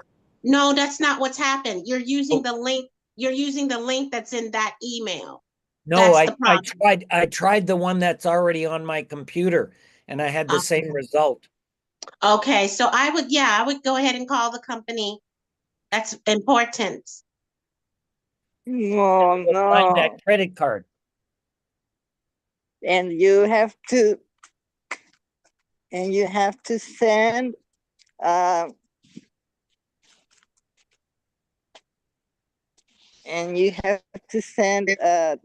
Don a gift certificate to Macy's for $100 for her services, consultation fees, because she prevented you from. No, she identified the problem. It was a scam. It's a phishing. Is that Yeah. phishing? Yes, it's a phishing scam. And Hyro, how did you know I like Macy's? Have you been phishing in my computer, Hyro? Yeah. But if I can also comment, I'm still trying to digest what Rami's message as well, or the conflict that we're communicating on today. Yes. And I got indigestion. but I don't participate in the voting system, and that people have their opinions on that either way. But I do believe that if we are going to keep this system of voting, then we definitely need to remove. I don't understand why we need to have this kind of campaigning in the first place. If this is a government sanctioned vote that is going down, in other words, we are voting for our president, our national president, for example, then why isn't our government giving a set amount of campaign funds out of our tax dollars? Okay, out of our tax dollars, and it's a set amount, and that's it. That's it. Yeah. That way, no one can be bought. That system is in place. You can contribute when you file your taxes every year. If you're filing a tax return, you can designate to have some of your refund, for instance, go towards political candidates, so long as I forget if it's in the primary or if it was in the prior election, if their party got at least X% of the vote in the last round. That's why people advocate. I think it was to help bring about new parties because this is one of since that's been passed, folks say, well, go ahead and vote third party because if they can just get past the threshold, then their candidacies will qualify for that federal election campaigning money.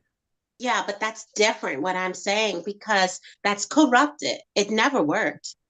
So I'm not talking about that at all. What I'm talking about is it's a difference when because some campaign coffers have reached $1 billion.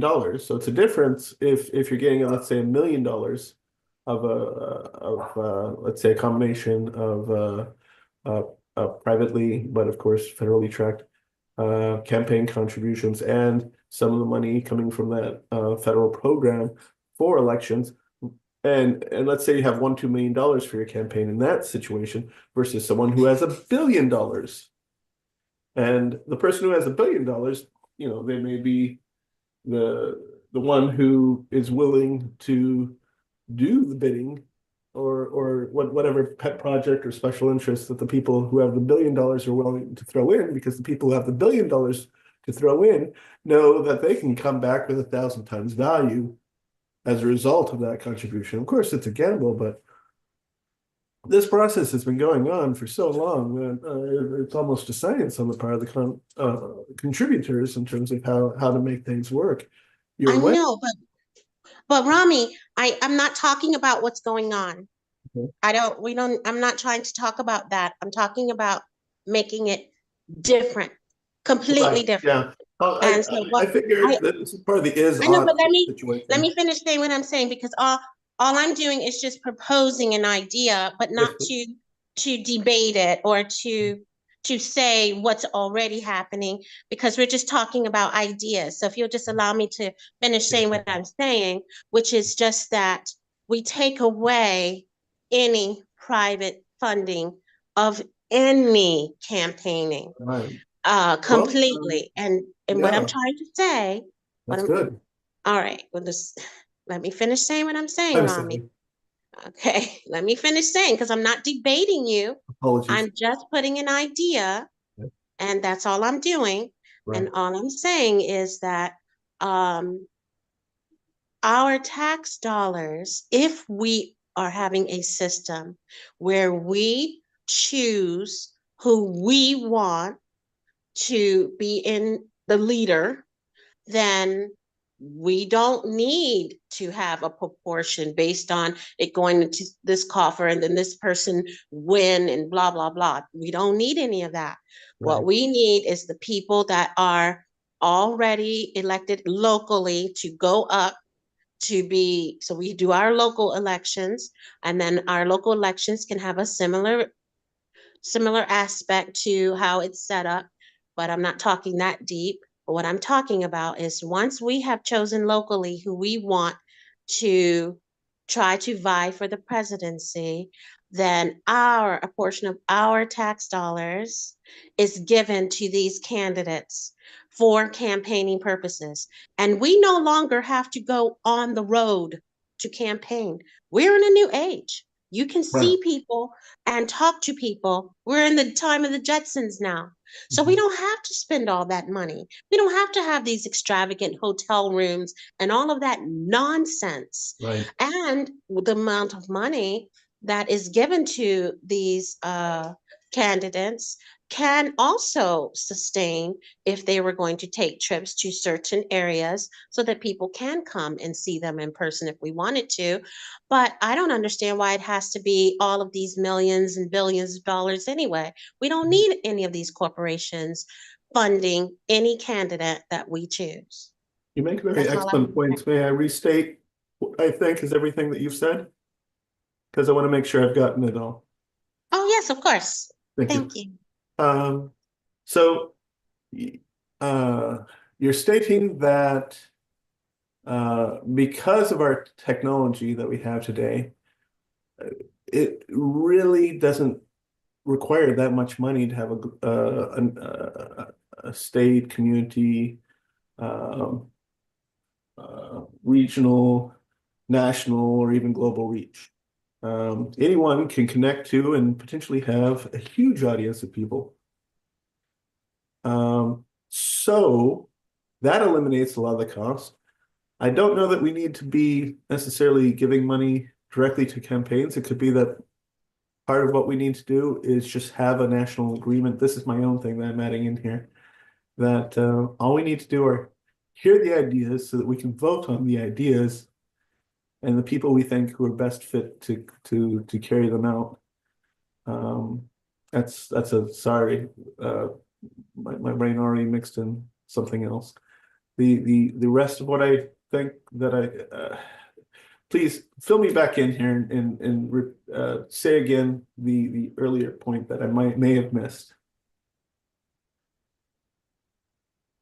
And you're I think you got the gist of it, which is that we can re-envision, reimagine voting for people based on solely what they say they're going to do, and then requiring them to implement those things only, removing the money and special interests completely, and simple and easy. That's it.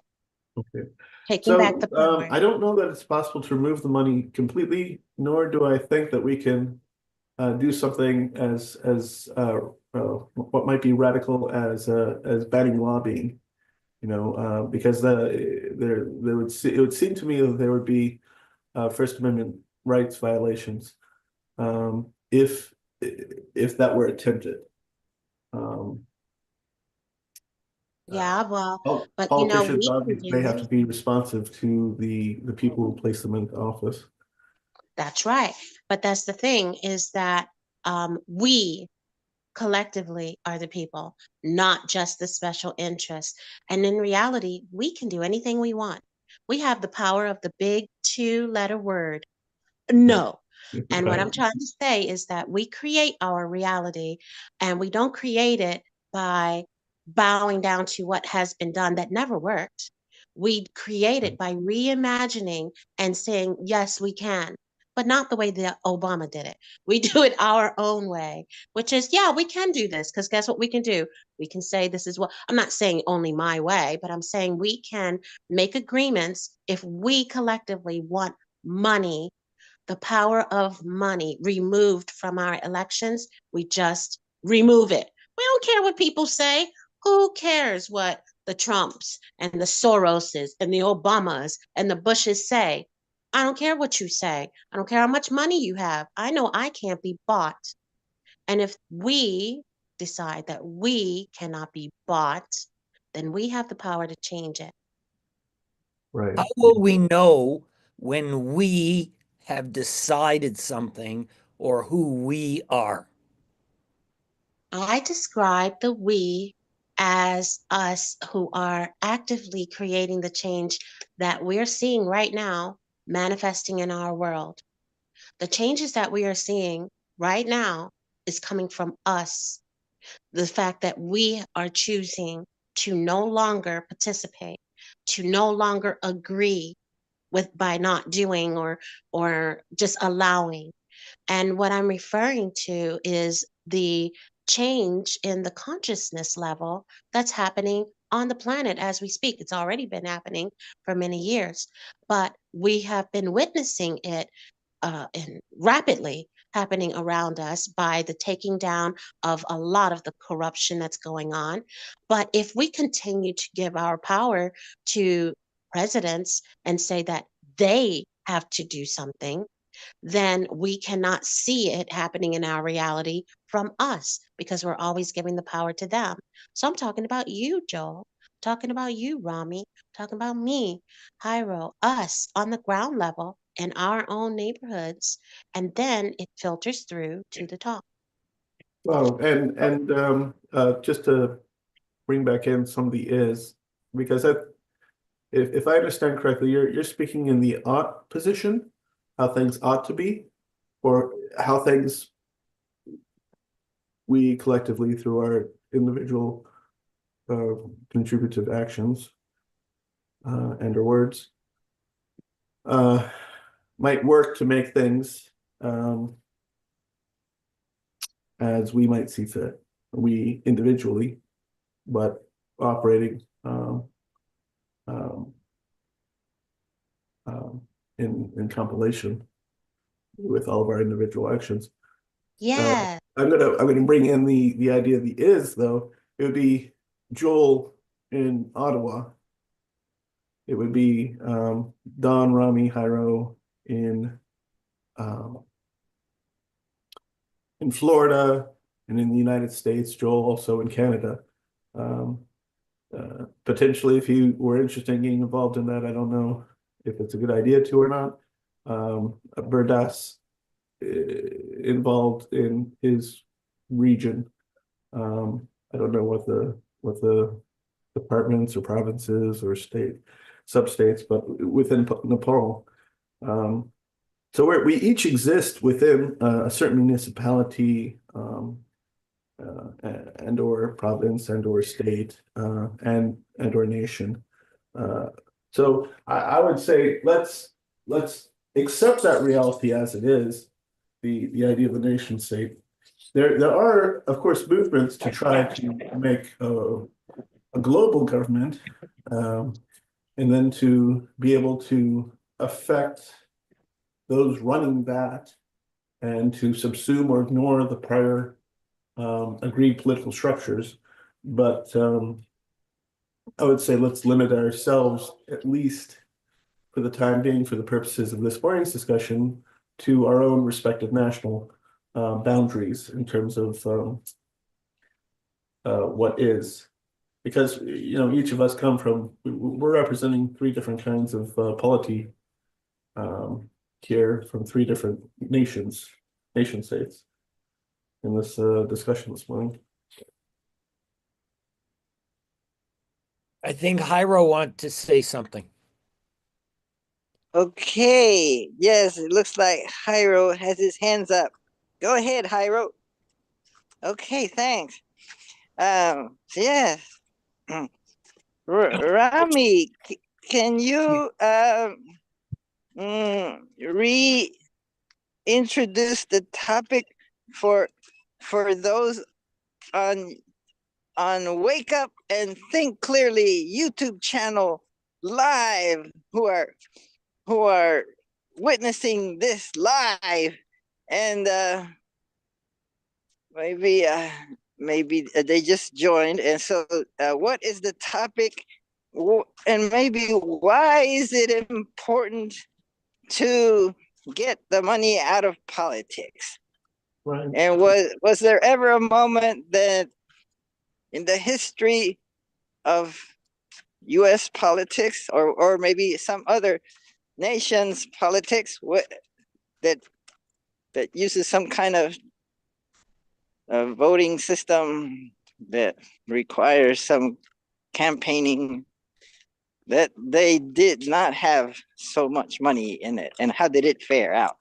Thank you.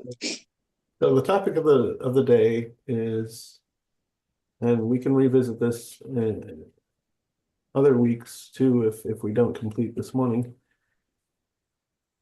So long as the issue persists, is how do we get money out of politics?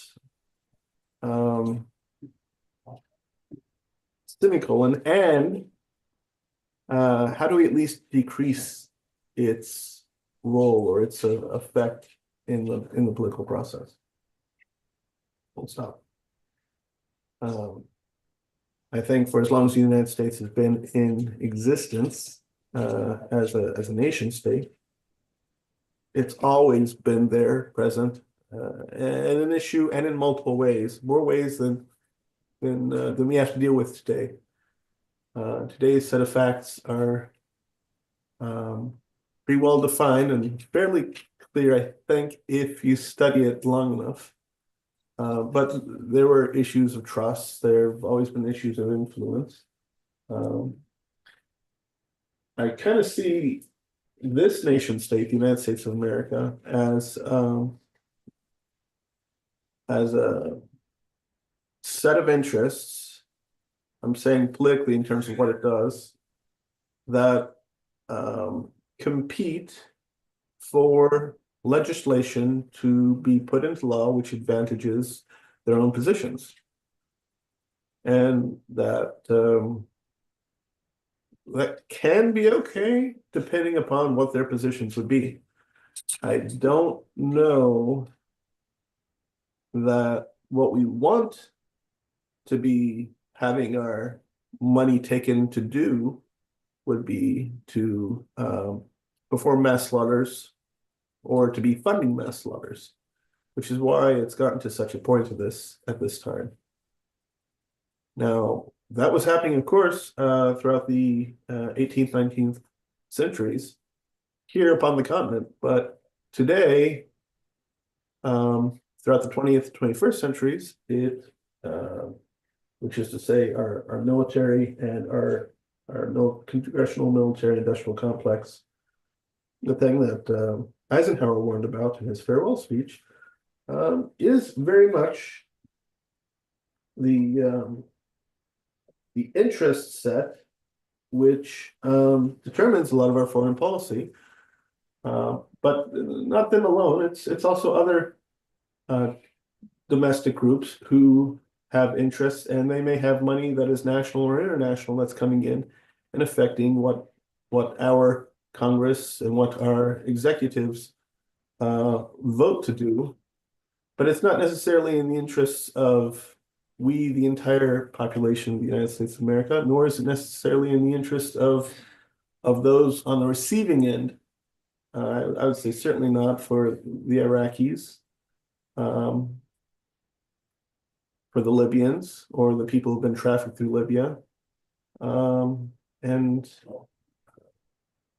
even at the risk of offending Joel here, which I'm sure he's a grown man, he can take this, of the Palestinian people too.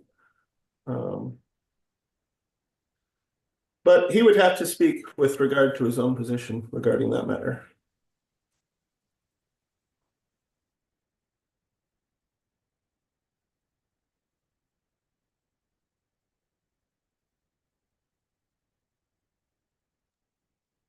I have a question. So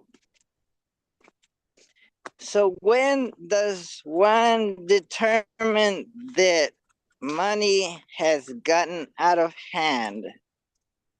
Is it when the supposedly like Joel said earlier, something about each vote counting for each person, but then there's so much money that it's more like the money is counting for the vote or something like that. What was it that he said? So whatever it was, something like that.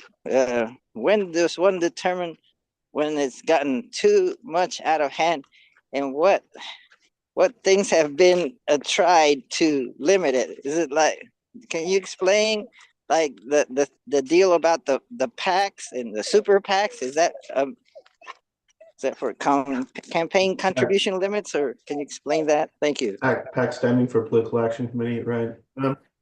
So Joel's statement, to recap, and he can of course correct me if I get this wrong, was one person, one vote versus the votes being determined by how much money is thrown at the or directed towards achieving the particular passage of any legislation. Passage and enforcement. Because again, there's two sets involved. There's the legislative and also the executive. Ancient Israel dealt with this in their judicial. Samuel, the famous judge, I mean, he was there throughout the change, the installation of Saul, the replacement of Saul with David. He presided over so much critical history, and towards the end of Samuel's life, his sons were replacing him, and things went downhill from there because his sons were taking bribes. as judges. So, you know, I thank the Jews and the Jewish people for the example that they give us, because warts and all, it's all there, and it's there for all of us to be able to learn from. I don't know if we're always getting the lessons in proper detail. And of course, I welcome correction with regard to any of this. What do you think, Joel? I know you're setting up your board there, but Well, I think the Hamastinians should have the right to defend themselves, and that's what they've done. And the Hezbollahnians, you know, whether they're actually with Iranian passports or Lebanese passports or Syrian passports, should have their own state, and they should secede from the rest of Lebanon, and then they can declare war openly on Israel, and Israel can defend itself. But I hope that Israel destroys them before they get that far. And the Hamastinians, whether they're just the terrorists or whether they're the jihadists, or if they're just, you know, willing martyrs or unwilling martyrs, or if they're purely civilians who want to live a peaceful life, there are 5 different Hamastinian groups that I know of, but I think they're all funded by Iran, if I'm not mistaken. And you know, those things have always existed in history, and China should have we should all have free Chinese electric cars, duty free. And if China agrees to give us all those free electric cars, we're things kind of are moving off topic when we bring up the idea of luxury communism there, Joel. But I Oh, understand you're from Canada, so you would tend to move in yeah, that yeah, direction. we're all communists up here because Well, and we have health care and all that stuff. right, there's also the Jewish influence generally. I mean, communism. Oh yeah, that's been, you know, since the protocols of the elders of Oh, Zion. come on, don't go there. No, but then don't we all But we you go use the out phrase. and You're not saying. take the Christian children because we need their blood to bake our Oh, matzah? come on, let's not do a blood libel thing. No, let's not go there. No, that's not today. Okay, we'll save that for because another day. I mean,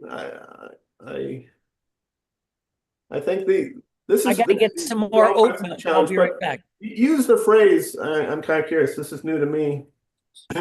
He's walking away.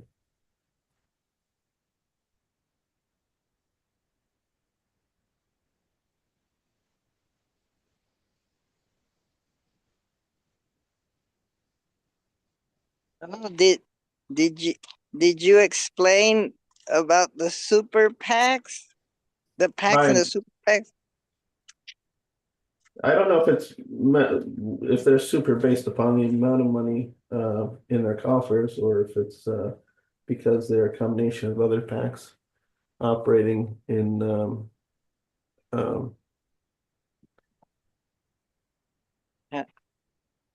What about Peer in DOS? union with one another. I'm sorry, what was that, Don? I was saying, what about Peer DOS? Yeah. If Birdas had, I don't know if he has anything to add to this particular What topic. do you want to share, Bear DOS? He might be asleep too. It's a He's pulling a Hyro. Well, other people have fallen asleep during wake up clearly too, but Birdas But- is 14 and Yes, is he Quarters is he hours. asking about me? ahead of us. Oh, go ahead. yes, it's bedtime for Beer Das. Oh, yeah. I'm here.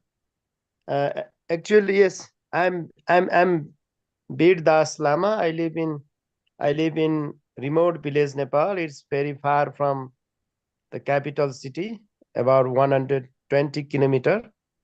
We don't have our village is very remote. We don't have like good roads like that. No shops, and I do farming. I'm jobless, and the production is not what I produce in my fields, not enough for feeding my whole family. And this time, just 1 month ago because of torrential rain and landslide. Due to torrential rain and huge landslide, my farming fields are destroyed. Now I'm spending very hard life at my village, and I have even basic basic needs problem. We are fighting, my family and me fighting even for basic needs. And I have 2 kids, Brajesh and Bikesh. They go to school.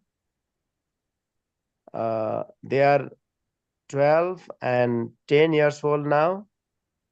They seem very interested in learning, going to school. They love very much. So I must look after them, but it's very difficult to look after them for their education, for their survival, for their living. So I'm very much worried and sad about their education and their future. This is how the situation I have at the moment. Yeah, Done. Thank you if I for may putting speak on that your in behalf, perspective for us. It goes to show what's most important in life. Thank you, Berdas. Yeah. Mhm.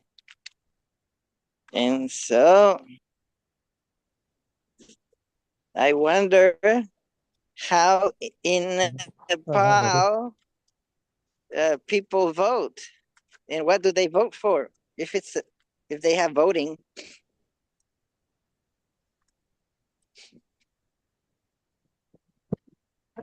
Do they have elections in Nepal? In Nepal, Do you have elections for mayors, for governors, for yeah, this we have we had already election for mayor and yes, yeah, as you said. But recently, yes, recently in the empty places there were election, of course, recently, because some mayors already left, and some mayors, some representatives, people's representatives, they were died, and there was re-election recently, of course. And how do you know who to vote for? Do they advertise? Yeah, they advertise. Do they They get on notice. television or on Yeah, the yeah. internet? No, television and radio, FM radio. Wow. They broadcast the news on FM radio mostly, because in the village no no television so the FM, most of the village people use FM radio for notice, for Oh, advertisement, or to listen the news, for the news. We use and FM radio. do they vote? Do you vote for a president or a prime minister or something like Oh that? no, National Assembly. for prime minister and president, we don't have the presidential election system in Nepal, and prime minister too. Like in USA, you have the presidential election system, and also for prime minister, I think. But in Nepal, No, no prime only minister. for member. Yeah, we have the president and we have the prime minister, but the common people do not vote, do not elect. Common people do not elect prime minister and president. We can elect only Oh, the member of parliament Okay. oh. in Nepal. Parliament So, who elects whoever the prime minister is. Parliamentary system. We have the parliamentary system. Only the member of parliament we can choose, or we can give there's the vote. solution, Rami. Get rid of people voting for a president. Let the House of Representatives take care of that, or something like that. How's That's how it was under the Articles of Confederation, where the document that our nation was utilizing as its legal basis for the formation of the first version of the United States of America. We had about 12 or 13 of these 1-year term, or some stepped out before their term, and presidents. It was a very weak position. And I think they were chosen by the Congress themselves. There's a phrase for that. It's called cellular democracy, where you vote for your local people, and the people in their assembly, they vote who gets to be the prime minister. I think the United Kingdom uses that system. I think Israel uses a coalition party system, or maybe something along there. Do you know, Joel, if how the prime minister is chosen? I'm not even clear how it's done here in Canada. Wow. Have you seen do you like Woody Allen movies, Joel? Okay. Was it Hannah and Her Sisters? Or there's the one where Woody Allen is having a existential crisis, and he checks out the Hare Krishnas, and he goes to the I don't know if it's a Catholic or Orthodox church, and he decides to become a Christian. And then the next scene is you see him standing outside the doorway in his parents' home, and her mother is locked in her room or the bathroom. She's crying, and Woody's character is talking with his father, going, "Well, don't you ever wonder what happens to you after you die? You know, what about all this and what about that?" And at the end of the scene, before he goes off to the movie theater and watches some old Marx Brothers movies, which advances the storyline, the father says, after he's been asked all these questions about how everything works and what happens to our souls in the afterlife, he makes this one-liner. That's a brilliant, beautiful one-liner. He says, "I don't even know how the toaster works." You used the phrase, Joel. You didn't say Palestinian. You said, did I hear you correctly? Hamastinian? Yeah, aren't those the people who live in Hamas territory? Don't they have Hamas? Well, Aren't those Hamastinian? the person group would be Palestinian. What is a person group? What is a person group? What is a Canadian? Are you a person? Can I be a person? You are a person, but you cannot be a person group. Well, if I join together with the Hamastinians, can we be the person group? Well, here's the thing. Corporations are persons. That's true. Maybe your end is perpetual war. My end would be peace. I just want to be a Hamastinian. How do I join and get a Hamastinian? So that a bandana and a rifle, and I can go with the boys. If just to give you some answer to your question, you'd probably have to be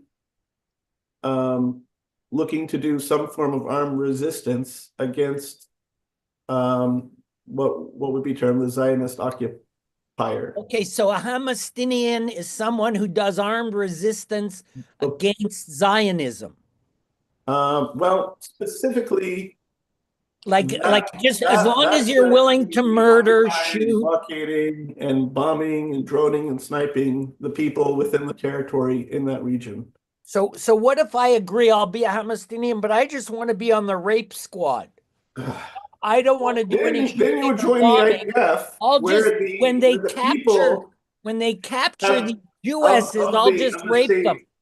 Can I still be a good Hamastinian? Some of the people, not all the people, but some of the people have advocated that there be that those soldiers running was it Teed Cinnamon, TDE, I forget how to pronounce, but that prison in which it's already been documented by Amnesty and several other, including Jewish Israeli human rights organizations, have raped prisoners with rods. Even a surgeon who was then transferred to a prison without any bottom on, naked from the waist down, bleeding, and then who later died as a result of his injuries.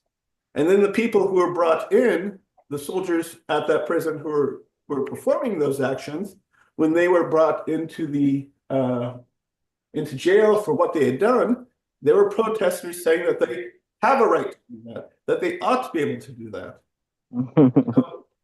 I'm not clear about which there's already a people channel within. So do Hezbollahs get to rape as well, or just the Hamastonians?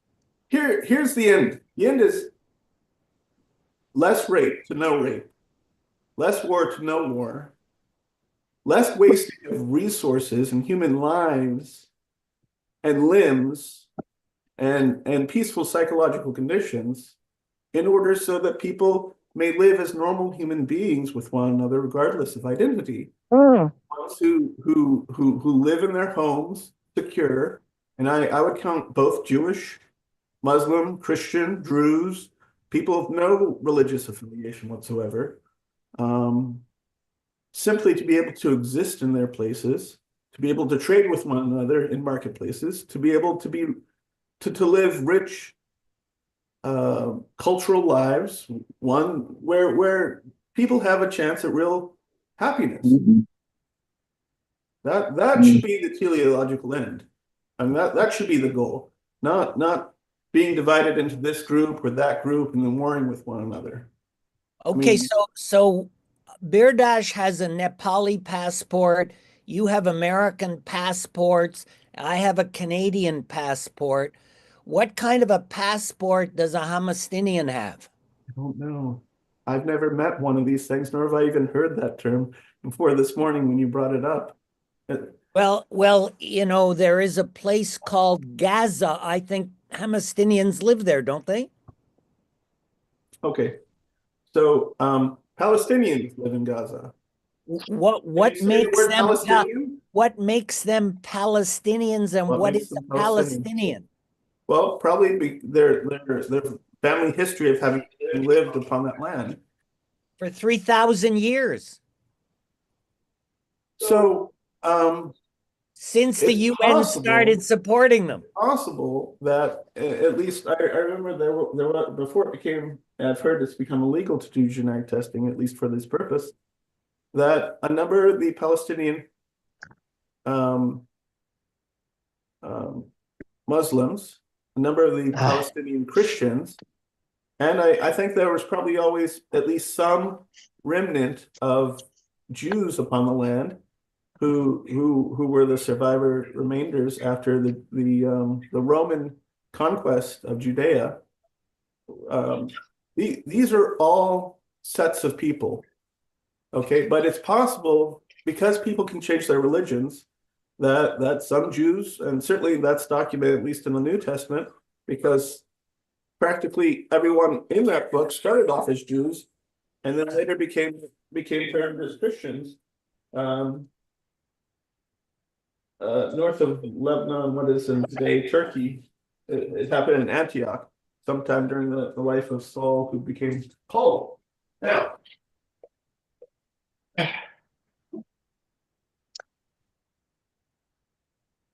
can you say, because I want to be fair here, can you say what a Jew is? I think a Jew is a person gets murdered by Hamastinians if they get the chance. Well, well, they also get missile bombed by Hezbollahs. But I don't know what the relationship between the Hezbollahs and the Hamastanians are, except they get money from the Iranians, I understand. Okay. Well, and what would be the relationship between Israel and America, but to get money from Congress's ability to take out loans, which later then have to be paid back with interest by the American taxpayers. In this last year so far, per capita, it's been about $3,300 per Israeli U.S. support. So There's that military so duty. so the Americans are the cause of the Palestinians wanting to murder Jews and the Okay. Hezbollians wanting to Well, okay, missile this is bomb. a great projection what you're doing here, Joel, and you're very well set up, and you've got a whole media set. Well, this may be difficult too. What media said? I'm What just about here, Palestinians and Hezbollians. in the 1990s? I And was they're in the Palestinian martyrs. Some of them are voluntary martyrs. Some of them are chained in places so that they will become martyrs unwillingly. And then there are Palestinian fighters who won't lay down their arms or return the hostages that they kidnapped in Israel. Or is that something that's Good. not factually in your reality? do well. It is, but from a different perspective. I I see. Oh, understand very good. that there's a hostage issue, but if you keep walking away, how can we have a conversation? Seems Joel wishes to make points based upon a certain narrative designed to benefit ongoing war, and then walk away without ever It is Howie. perspective. I think what has been happening for all of us on this planet is we are arguing and fighting over narratives that are programmed in us, that are given to us. And so that's why I removed myself from the narratives. And when I did, my emotions are more calm because I see a pattern that has appeared. The pattern can only appear when you remove yourself from the narrative that's given. We have to Right. realize these are stories. We don't know them for ourselves. And even if we know a person or two who have been on the ground, who had an experience that triggers us to pull ourselves in one direction, without a doubt, there are others on the ground who have a different experience. And True. so, what I believe is that we have our heartfelt emotions here, and our emotions are for life, for life. Mhm. And we don't have to choose a dog in a fight that's being played out on TV and our controlled news media. Instead, we can just talk amongst us about ideas for peace on all sides because it's clear from a perspective that's not attached that there's atrocities on all sides in this case with the Jews, with the Israelis. And so that's just my position on it. But I thought today's topic was about how to withdraw money, campaign financing from individual groups or PACs that have agendas that's not necessarily within what's the best interest of the people. In other words, the removal of the power of the people to choose what's best for them so that people are elected and go into office and do none of what they said they were going to do. And that's what, I want. All we're doing is sharing ideas. And of course, Rami, you're here to remind us of history because, we're doomed to repeat it if we don't remember what we've already done to trap ourselves. Mm. What was that? I had to let the two dogs Uh, out. It Hiram's looks got his like hand up. Hyro has his hand raised up. Go ahead, Hyro. Thanks, Hyro. Okay. Oh, so if I understand correctly, they came up with a pack, and then to kind of they came up with a loophole and called it a super PAC. Is that it, or something like or before the super PAC there was a way to limit the amount of money, like you could only contribute this amount, 2,000 or something like that, and then a super PAC maybe is it like creating a person that no, I don't know. I don't remember, but I read about it one time. And, maybe Rami can explain it to me, what happened, or look it up.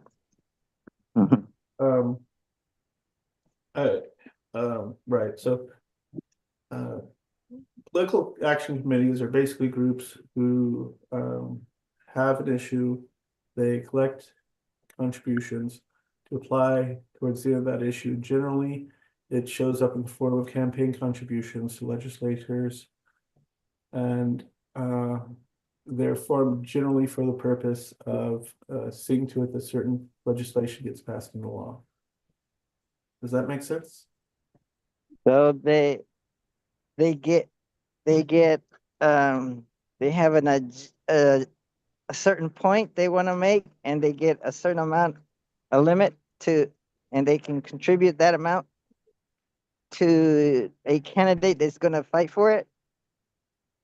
Yes.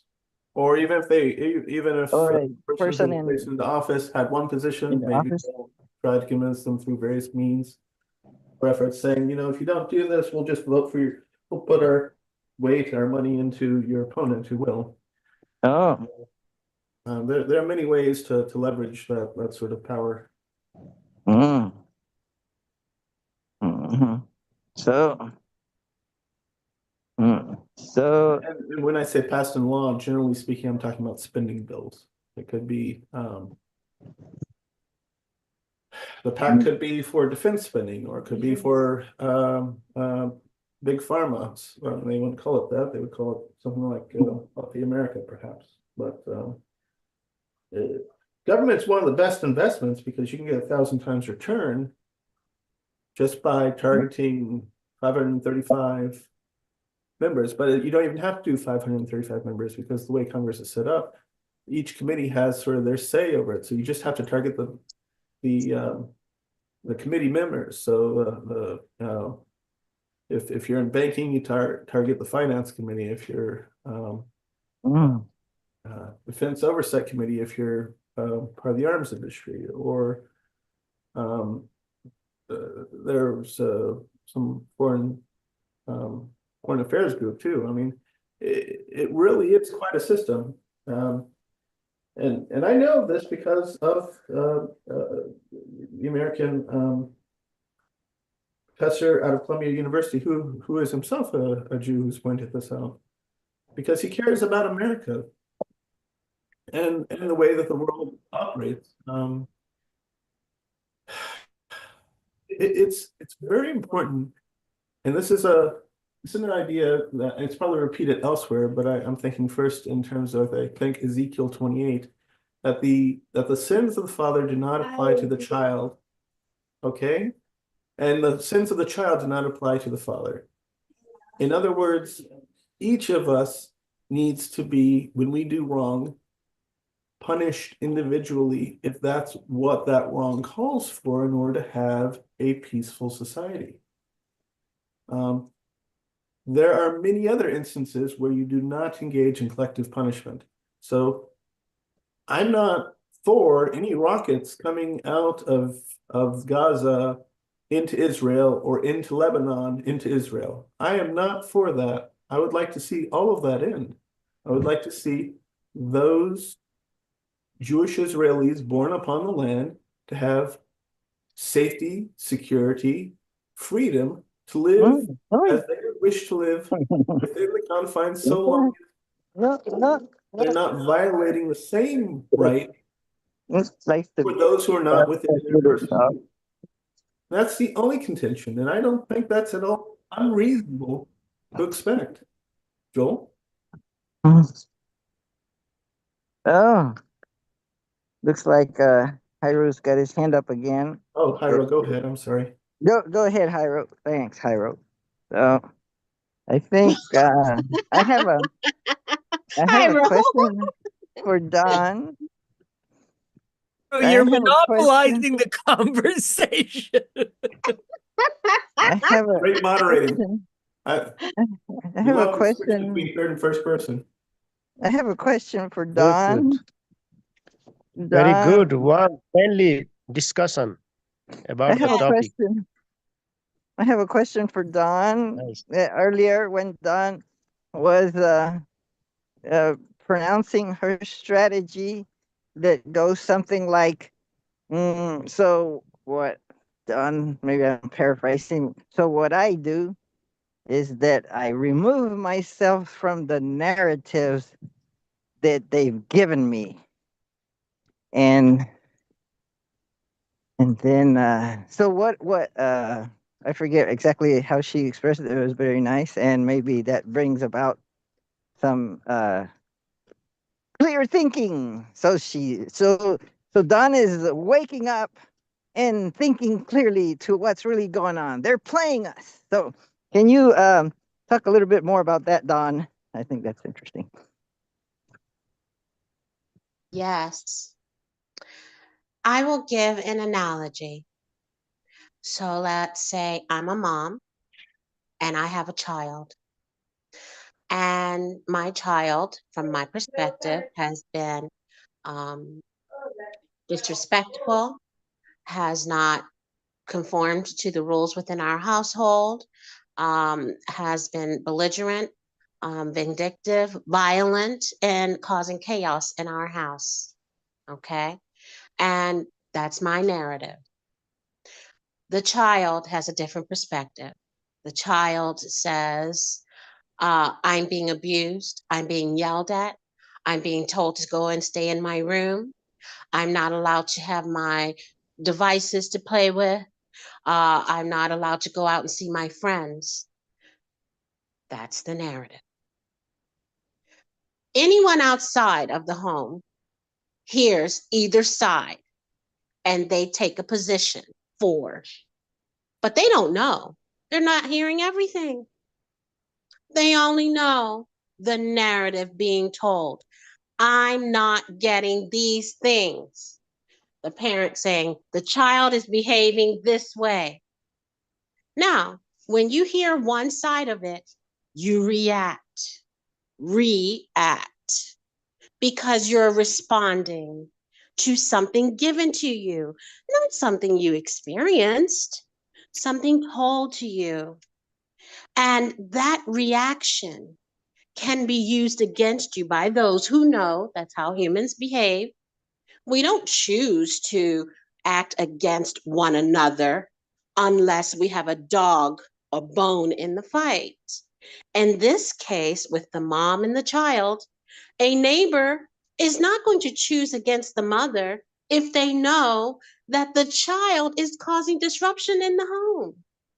And the neighbor will not choose against the child if they know that the parent is being abusive for no reason. So, what I'm trying to say I do is I step back from it. I don't choose either side.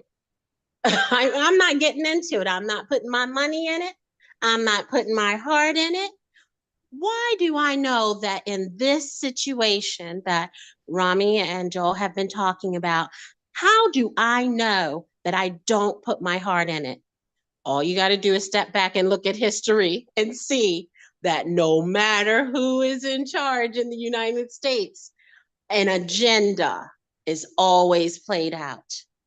There's a pattern. And then you can see that there's something missing. There's a piece of the puzzle. Some of the information is not there.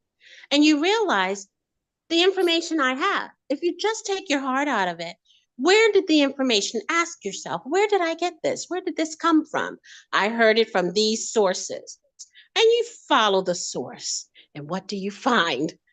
You're being manipulated because something is happening, but it's not exactly the way you're being told because they need your emotion. Your emotion is a force, it's powerful energy that creates reality. So all they have to do is make you believe something because belief makes things real in our minds. That's what I'm saying. Wow, really good example. Excellent points. Thank you, Don.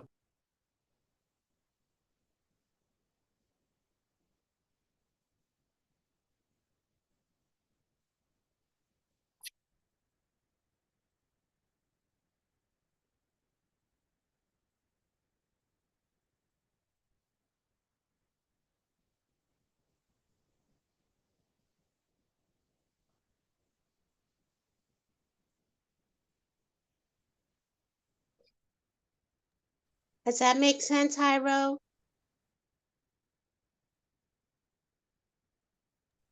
You're muted, Hyro. Oh, okay. Thanks, Hyro. Okay, yes, that was wonderful. And that reminds me of a song by my favorite Jewish American guy. Let's see. Here, I'll I'll put it in the chat. A Ballad of a Thin Man. Why did he call it Ballad of a Thin Man? Maybe we're all thin men. It's a song written and recorded by Bob Dylan and released in the 1965 album on his 6th studio album, Highway 61 Revisited. So if I understand correctly, he was sort of annoyed at the mainstream media, maybe at that time. Maybe he was annoyed at them, or maybe also of the music industry, the corporations, or something. He wrote some lyrics, and the lyrics could be applied to this situation. Well, the one that resonates with me is where he sings, "You don't know what's happening here, do you, Mr. Jones?" So maybe he was he was referring it to square people that they're trying to understand what's going on here with this Bob Dylan phenomena, and why does it matter to these kids, and what's going the revolution, or this counterculture, what that was going on. Maybe it was Bob Dylan and then the Beatles, and in the second half of the 60s, maybe that the civil rights and the wanting to end the war in Vietnam. Why are these kids so disobedient? They're well off. Well, some, maybe most of them were obedient, but some of them were ended up going to Woodstock. So where were you, Vinci? Where were you, Joe, when Woodstock happened? I was inventing Vinci. Wow, that's good. Joe's use been of your time. inventing Vinci since he came out of the womb. Yes, it's actually true. Wow. But it took me 70 years to figure out tic-tac-toe. Wow. Do you know how to play tic-tac-toe, Don? Yes, No, but I don't think I don't think I could beat you. You took 70 years to perfect tic-tac-toe. Whoa. No, now you very blithely said yes, right? Yes. You said it with confidence and conviction. Yes. Are you willing to scientifically prove it? Not at all. Not with the man that created Vinci. No way. And not with Hyro present. Oh, you don't want witnesses. Hyro taught me lessons. I think he spanked me 3 times and I got my lesson. Well, it's Berdash's son that you have to be wary of. Bradgis is really, really keyed. Well, I was very surprised to find out that I really never knew how to play tic-tac-toe. Only when a guy on my hiking group mentioned to me that if you know how to play tic-tac-toe, nobody wins. I just never realized that. I gave up playing it when I was about 5, and I just took it for granted that the person that got the first move always wins. But it ain't necessarily so.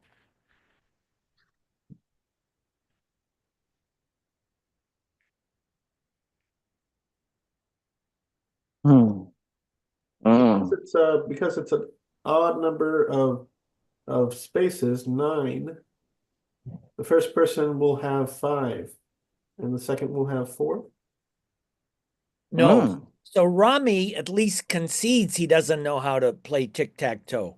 But Dawn said very emphatically, but she doesn't want to prove it. So that gives me doubt on the veracity of her statement.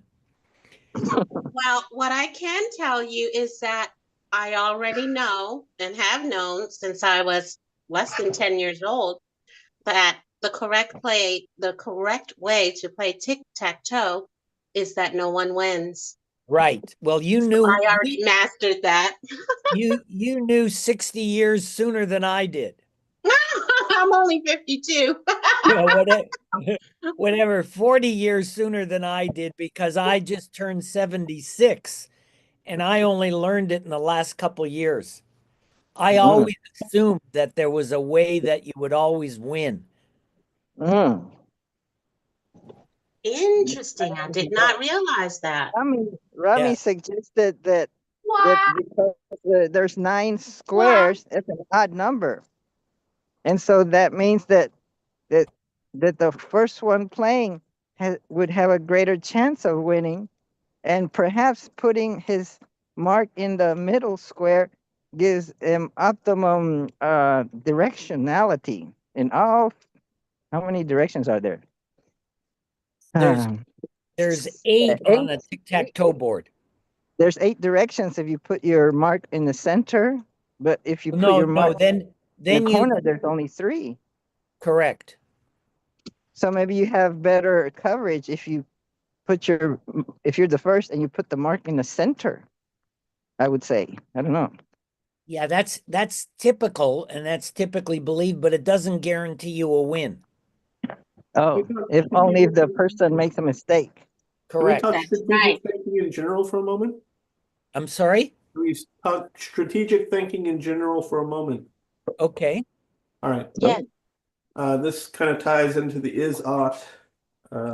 Is reality as best as you can understand it. We can always come to understand reality more the more information we gather and weigh against all prior experience. We all have general information. My son just pushed the. There we go. Yep. The webcam on top of this television off. So is until it isn't anymore, but that's part of our waking up process, right? And our thinking clearly is to the extent that we're able to be objective, seeing things as they are. I don't know that we ever have 100% objectivity, but we can work towards it. And then there's ought. Ought is the world that you like to see, and then there's with ought comes the idea of teleology, thinking of things in terms of their ends. And then there's strategic thinking, which is using one's words to achieve their one's own individual or person group ends. So in a way, I say all this to introduce how do we know? Thank you for putting it in proper perspective there. I think he wants to watch Disney or YouTube on this machine, so I may move over. If I may have a moment. Just to complete. That was interesting. So I got that he's saying that there's is and there's ought. So the is maybe gathering all the possible information, and maybe ought is what you should do. What would be the best strategy? I don't know. Okay. So anyway, to complete the idea, how do you know someone isn't speaking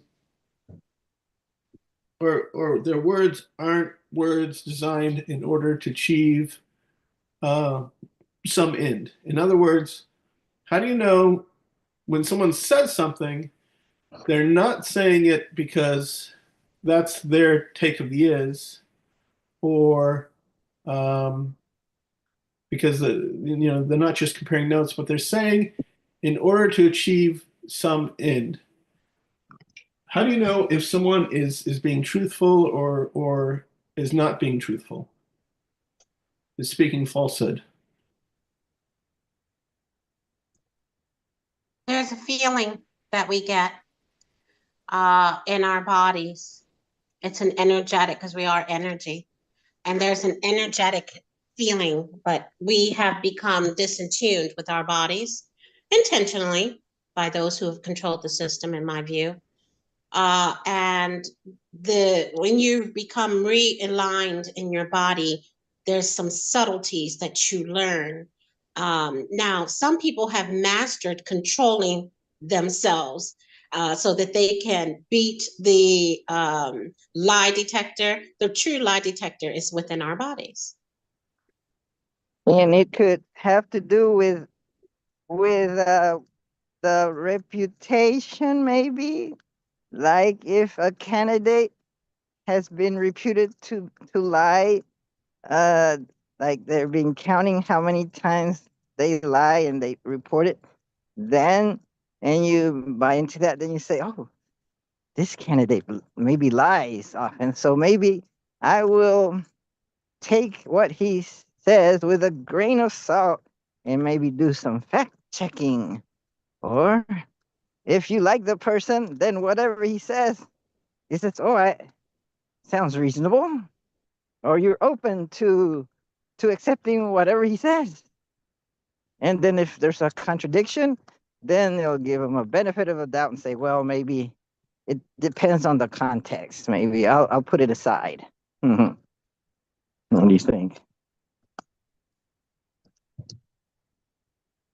And then here on Zoom, how do we know that one of us is telling the truth or is lying when we're not present in person? So maybe the energetic levels do not reach us as well. Maybe we study their body language, maybe. How do we know that Dawn isn't lying because we don't see her face? She could be lying to us. We don't maybe we hear her voice tonality, maybe that helps. Look at my face. I speak nice the face. truth now that you see my face. My face doesn't necessarily mean that I speak the truth.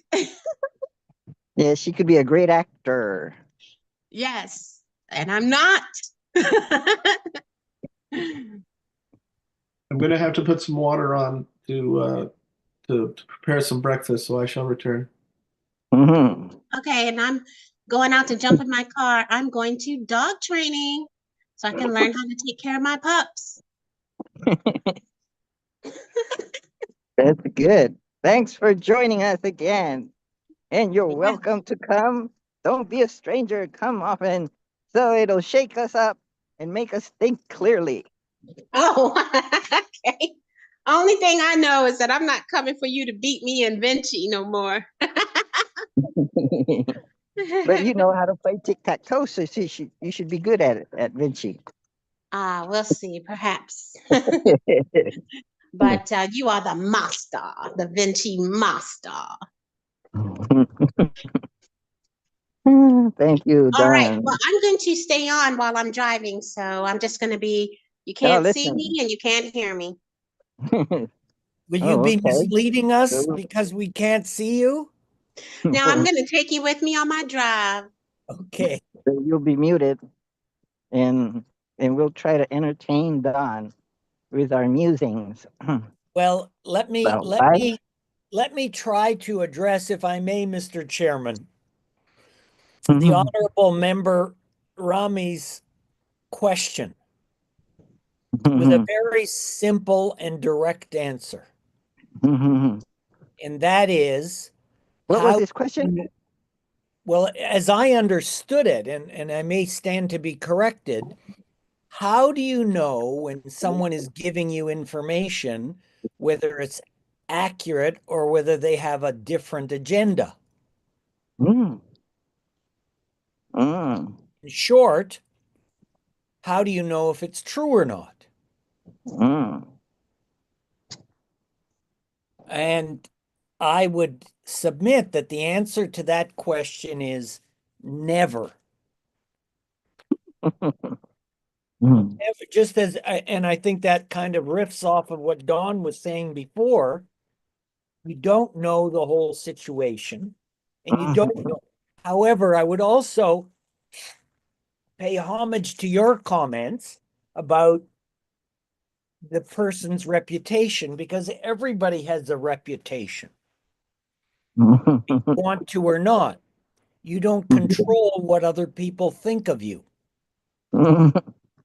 So if Dawn makes a statement, I may think it's accurate or inaccurate, but she has a reputation in my mind. I don't think, and I may be wrong about this as well, but it's my belief that she's not malevolent. So I don't think that when Dawn says things, even when I disagree with them, or if I plainly believe they're batshit crazy, that she has a bad intention. Mm. She may be misinformed, or she may just have an offbeat idea that Mm. I, from my life experience, believe is untrue or inaccurate. Mm.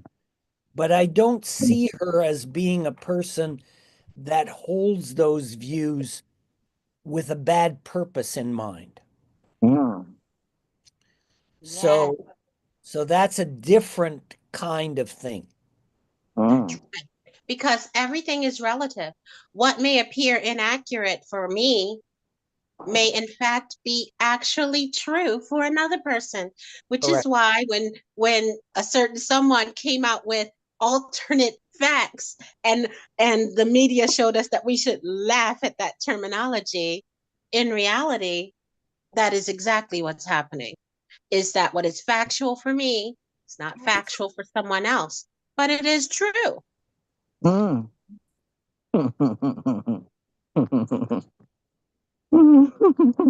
Well said, Joel.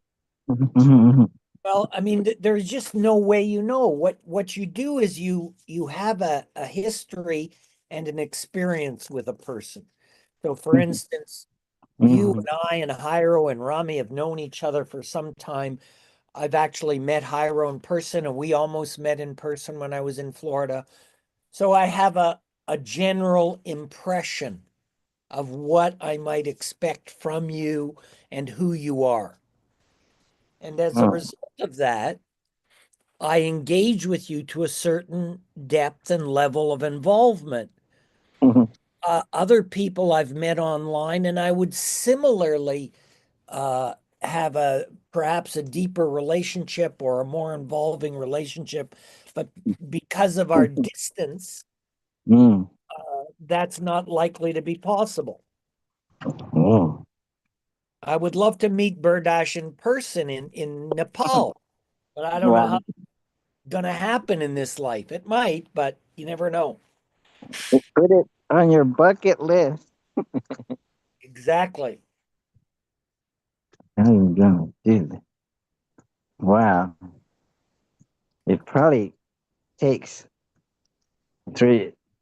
$4,000 airplane ticket. No, I don't know. Yeah. Pretty round trip, maybe more. Yeah, I'd like to go to India and maybe Nepal for the festival, the Kumbh Mela. Isn't there a Kumbh Mela in India happening? It's a huge festival, the biggest festival in the world. I think it happens once every 12 years. Maybe they have many Kumbh Melas, but this one's supposed to be pretty big. Maybe I should look it up. Anyway, yes. So, reputation and experience, meeting Yeah. the person, and and whether they have they're like-minded, or, or where they fall in the political spectrum, maybe if they're on the other side of the aisle, then you have a mistrust. You mistrust them. Whatever they say, you'll say, oh, that's from their side. My side is the right way. So I will discard it. I will even say that they're lying because I've been trained to think that way. Maybe stereotypes, or maybe, yes, maybe they have more misinformation that they've accepted than I have. My misinformation that I've received is the correct, the truth. Misinformation. I You mean believe the in my intended disinformation? or disinformation. My disinformation is the truth, and yours is incorrect. It's the opposite of mine, so it must be wrong. So investigation or study of truth, that's etymology, right? And Mm. ontology is the nature of being. Oh, Okay. I'll have to ask my ontologist. Joel, I think you asked me a question about Israeli hostages stuck in Gaza, whoever is still No, wait, alive. I still haven't had an answer. Can I become a Hamastanian rapist? I don't want to kill anybody, but I just want to be eligible. Like, what do I have to do to be eligible to be on the rape I mean, squad? if the end is to rape, is that Yeah. the end, Joel? Is that the teleology?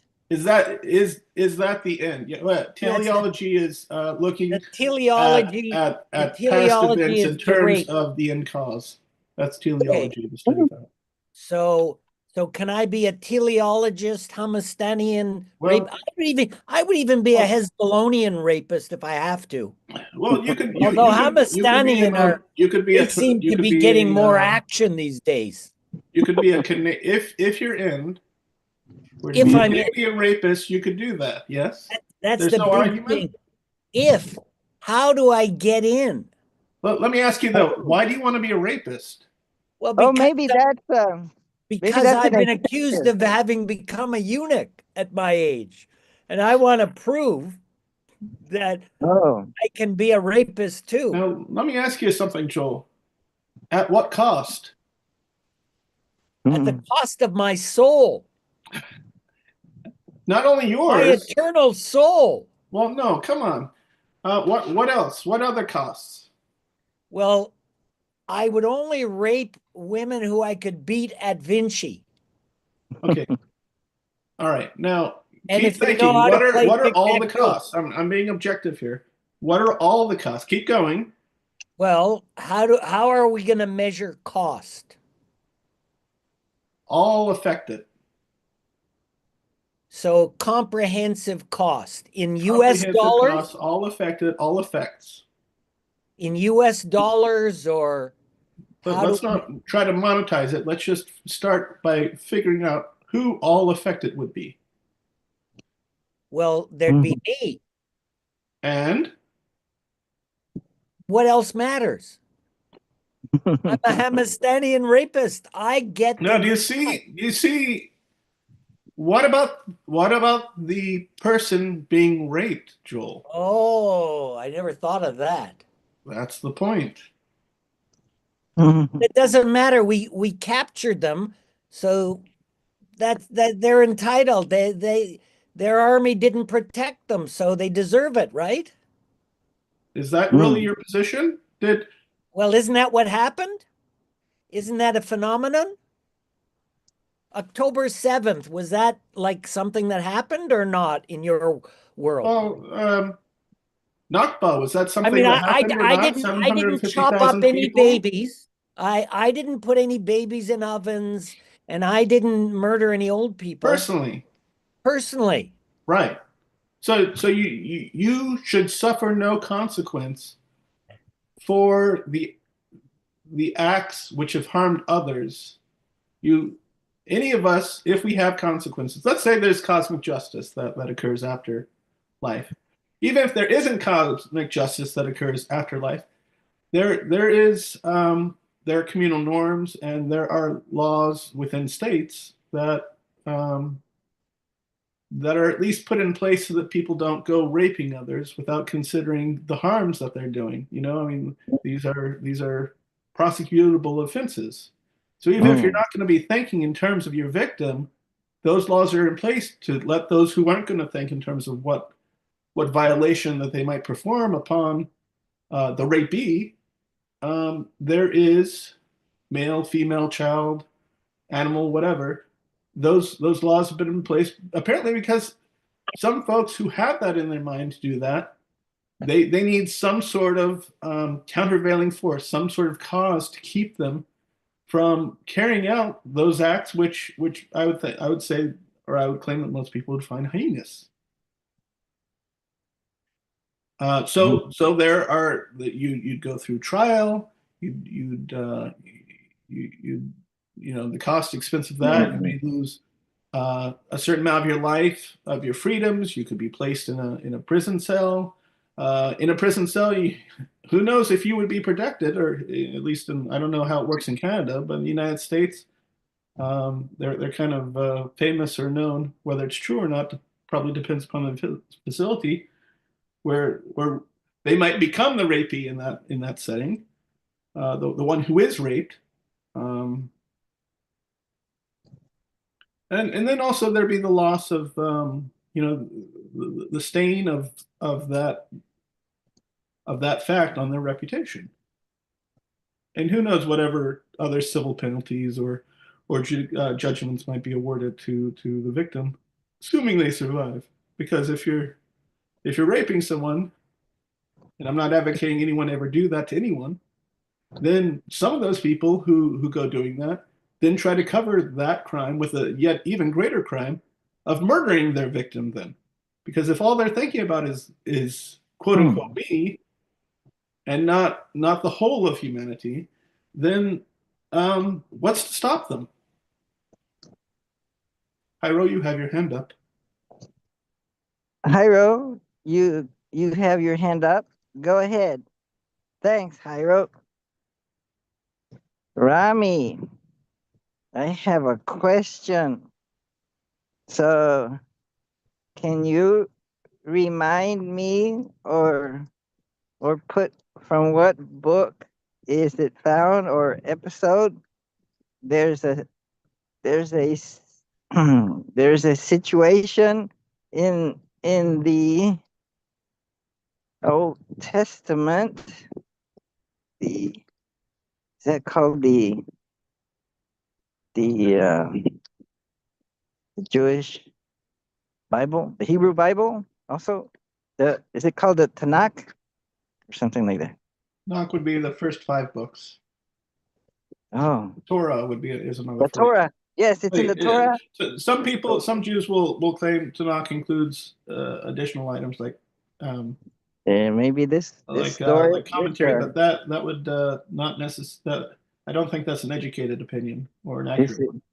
This event in there somewhere, this dialogue, perhaps it's when the Hebrew nation was young and out maybe trying to put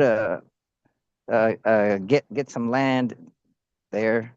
Maybe Hebrew is a later development. Post-Babylonian exile, I think, is when the idea of the Hebrew comes about, because Ezekiel was the father of the Hebrews. Oh, so I'm not sure. Let's say sons of Israel or sons of Jacob. Where exactly Isaac it was before the Abraham. Babylonian or after, but there was I believe that's how the etymology comes into place. So you're talking about terms of like Joshua, which is the first book in the Old Testament. That's the 6th book, the one that comes after Deuteronomy. Deuteronomy is all the place. Though a lot of it was formalized and written down while in Babylonian exile too, because they were trying to preserve their unique identity by having their history written down in these collections. And you find both a history and a history written in order to achieve an ought, like some ideal of society and civilization. So I heard in this episode, thus I have heard, or maybe I'm recalling that impressed me a little bit, and I wondered why it was.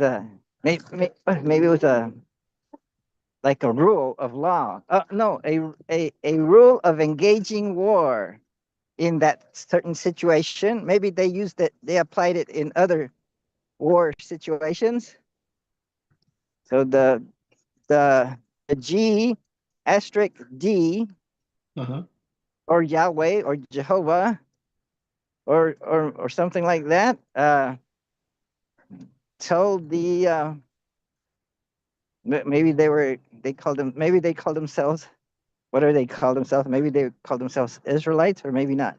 Whatever they were, or the group of people that in this war, I want you to make sure you kill everyone and don't keep anything, destroy everything. Maybe when they conquered a city or a fort or whatever, make sure you don't keep anything and you kill everyone, even babies, and leave everything. Or maybe destroy everything completely.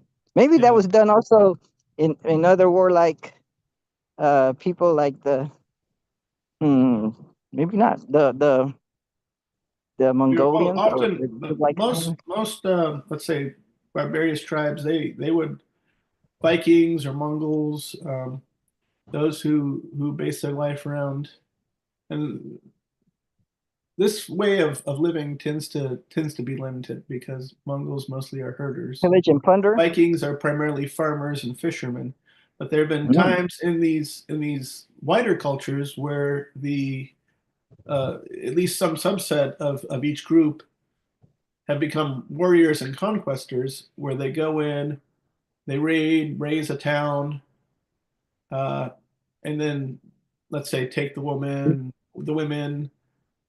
make children of the slaves, Mm. where they take whatever's of value, Mm. take from and bring back Oh, to their own to their now tribe or person groups, and then that would be their way of life. maybe now I remember. Maybe the reason for that was so that there wouldn't be any slaves taken and any interbreeding, and maybe keep the people pure. Any ideas, Well, anything yeah, that according they, to those they wouldn't rules, keep. as written, it was allowable to in that system of thought to do that, but they would not be considered. And Joel can back this. The lineage has to come through the mother. Interesting. Yes. My sister's daughter married Gabe Stern, someone she met through being friends of her brother, who my sister's daughter's brother, my sister's son. Yes, he went to Duke University, and maybe he befriended a, a, a, a Jewish student there, and they became good friends. And then I guess they met. He met my sister's daughter, and they got married and lived happily ever after. So their kids, they have maybe there's three, maybe yeah. There's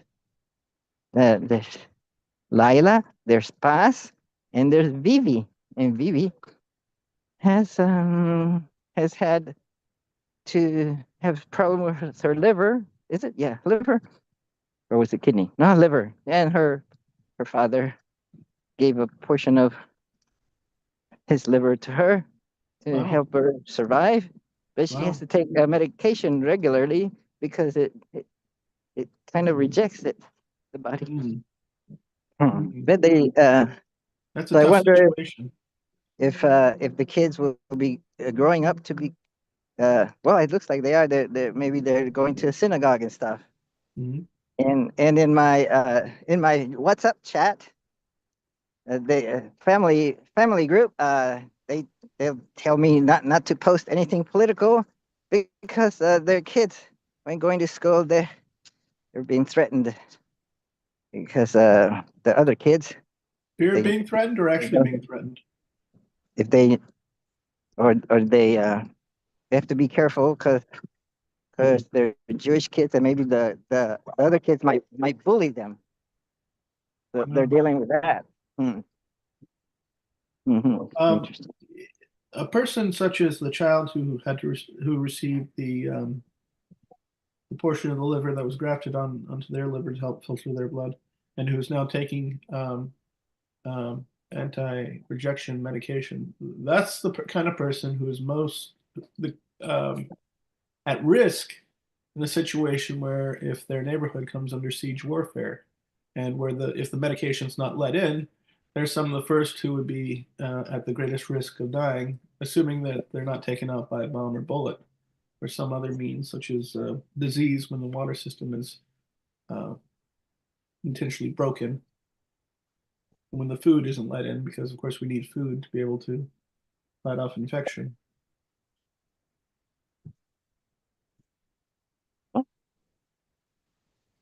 I hope that they all remain safe and they have happy lives. That's all I can say. If I understand correctly, in instances where you have where one would have a Jewish father and a non-Jewish mother, it would be at least for certain Orthodox communities, I think the phrase there would be Cohen, C-O-H-E-N is the etymology. But if I'm wrong there, Joel can correct me.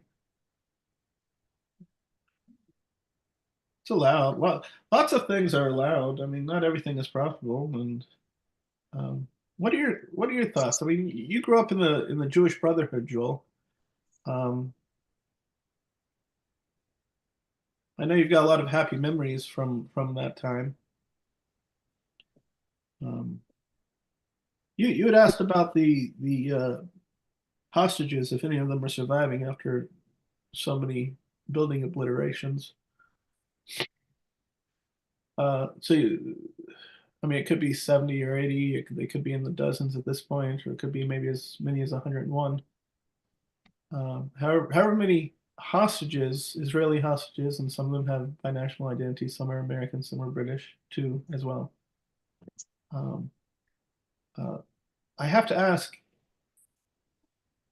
what about the 9,000 or so? It could be well over 10,000, or it could be less. The various political prisoners in Israeli prison institutions, those who were taken in and held for administrative detention, never charged with anything, and then repeat it again and again and again until those people are broken down. Do you have any response with regard to those people?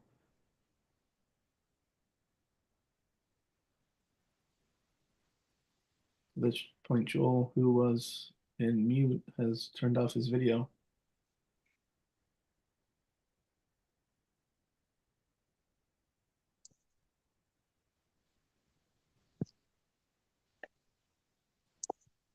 What's Rami eating? Cream of wheat.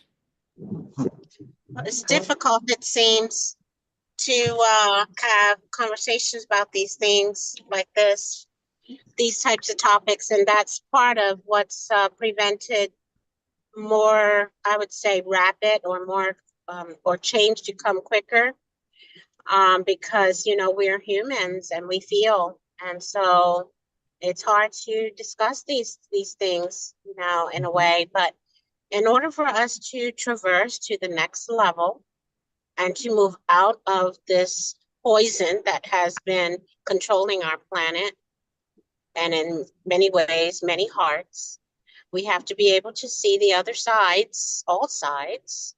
We have to be able to have compassion for all involved, which requires you to see yourself. It requires you to remove yourself so that you can see yourself, and then realize that all sides are adversely affected. And we have to come up with a solution that removes war.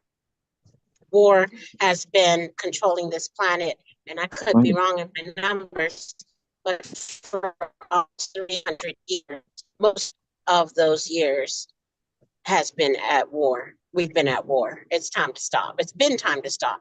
And then I'll finally say that this is not new.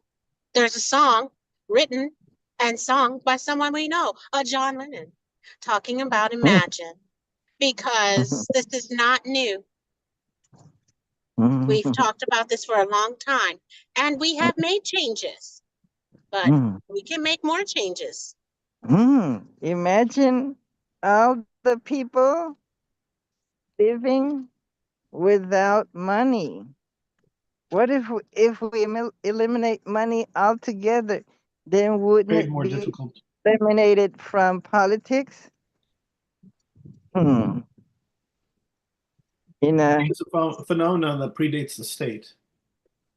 mm, It's an oh invention that enables a more easy free flow of trade. oh free flow of trade. So what about eliminating investments or stocks? Why? Mm. How do people with ideas who want to take the risk and dedicate their time and energy to producing a new good or service, let's say the airplane or the light bulb, or region-wide to nationwide, to continent-wide food delivery services, let's say, as an example, or Facebook. I mean, Oh, ventures take capital. They take some of these things require some stored resources in order to at least scale.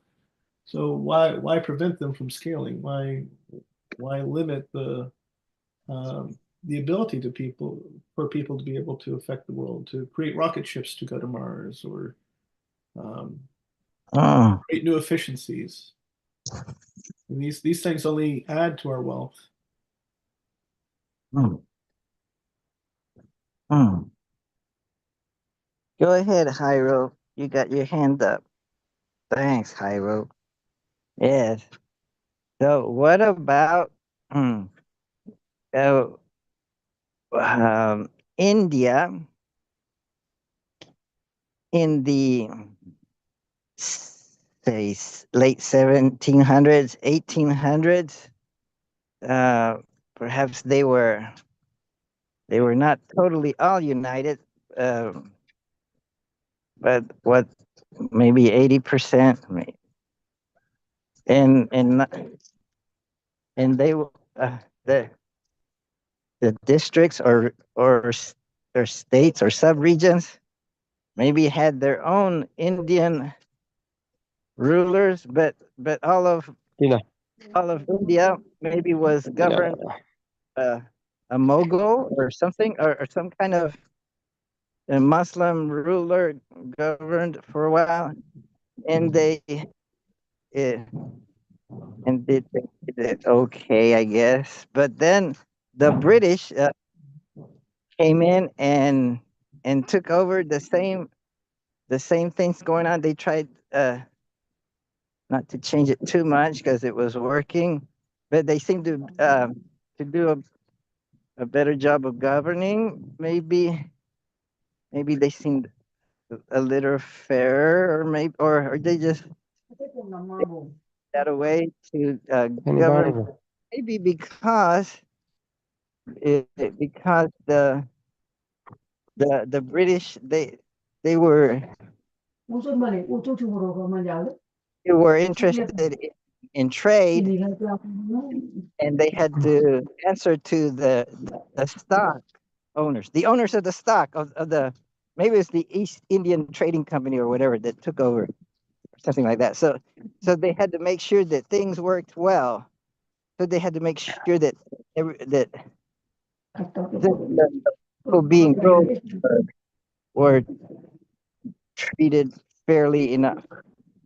So maybe money, in that sense, that if you have stock owners, and so the company has to answer to them, so you make sure things are going well, that trade is flowing. So what about governments? What if we got rid of the government and made it into a corporation, where you buy stocks in the corporation. What do you think of that? Hmm. Well, in essence, we have that already. There's something called a shareholder. Now, a corporation is set up for a specific purpose, most of them at least, and it's to generate a profit. The primary responsibility of the members of the company, which some issue of stock, whether it's general or Hmm. just let's say the owners, or it could be the people who all work in the company. That's another example. That's Hmm. basically a B Corp, an employee-driven company. Their end goal is to generate this excess, this amount that goes over the cost of all the inputs that produce the good or service. So there's the goods, all the costs that go into the goods and service. That's what it is, and you can try to increase profits by whittling down those costs, making them as efficient as possible, eliminating inefficiencies. But the end goal of a corporation, generally, at least a for-profit, which most of them are, is to generate that profit, and then those profits get distributed. Some of it may go back into growing the company, but the general end is to create residuals, revenues that get distributed to the holders of the shares of the company. There's another concept. That other concept is stakeholders. Stakeholders are those who have a stake that may or may not be financial, but regardless, it doesn't impact the quality of those people's lives. So, employee who isn't necessarily vested or have shares in the company, they may still be a stakeholder in if they like their job and they want to continue being able to do that, then they hold a stake in that because of the benefit that having the job provides to them. Other stakeholders might include, let's say, users of Facebook. If Facebook suddenly disappeared, all of that user base, well, some of them might be really happy because they can go and live more diverse lives in the actual world, or some of them might go to a different social media platform. There are dozens of them. But anyone who plays some part or is affected in some way, those would be stakeholders. And in that regard, all the citizens of each country is a stakeholder to that country. So we as citizens of the United States of America are stakeholders, so on and so forth, with each person in their own companies. And you're currently on mute, Tyro.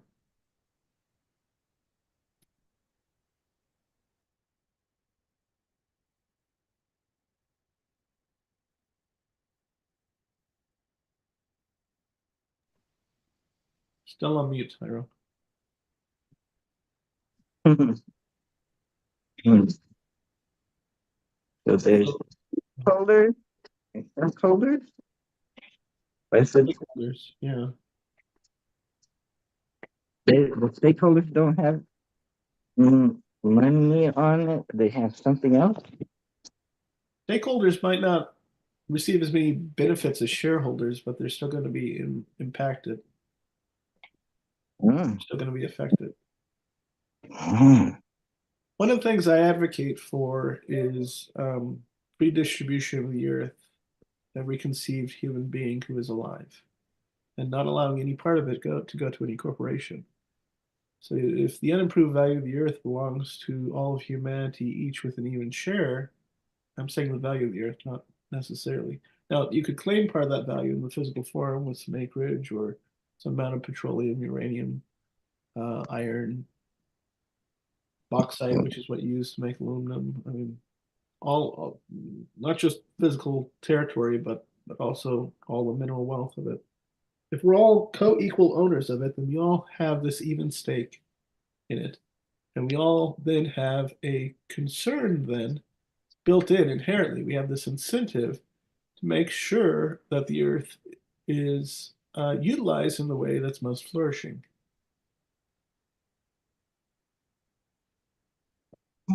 This is A redistribution of the earth, as we in have primarily redistribution within states where some money is taxed by usually workers and then handed out as benefits.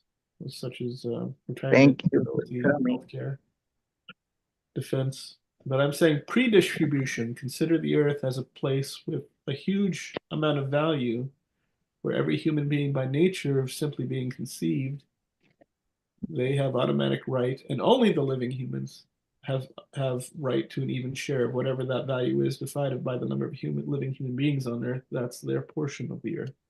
And they own, as part of the, I say we fold that into the axiomatic understanding of what a human is. You make that, I mean, it automatically vests everyone towards thinking and being raised in terms of the outcomes of their actions. Yes. Pre-distribution of the earth, Yes. not redistribution. You can't undo it and get it to where. Well, I mean, It's- you generate all sorts of conflicts when you're doing the redistribution method because the people who made it aren't necessarily the ones benefiting from it. That was a complaint of,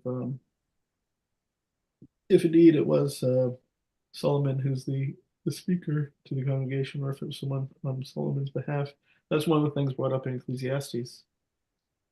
You create all this wealth, but you don't get to enjoy it. Others get to enjoy it.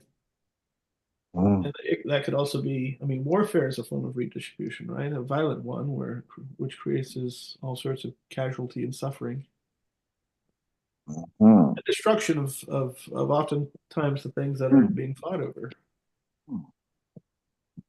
But if we work into our idea of what being a human is, I would say let us view the earth as a shared resource, and just by nature of being a living human being, we can take up responsibility for X amount of the resource. Now, any amount that goes beyond whatever the even share is, I would say you tax that amount. In fact, you make that the primary means of revenue for any government.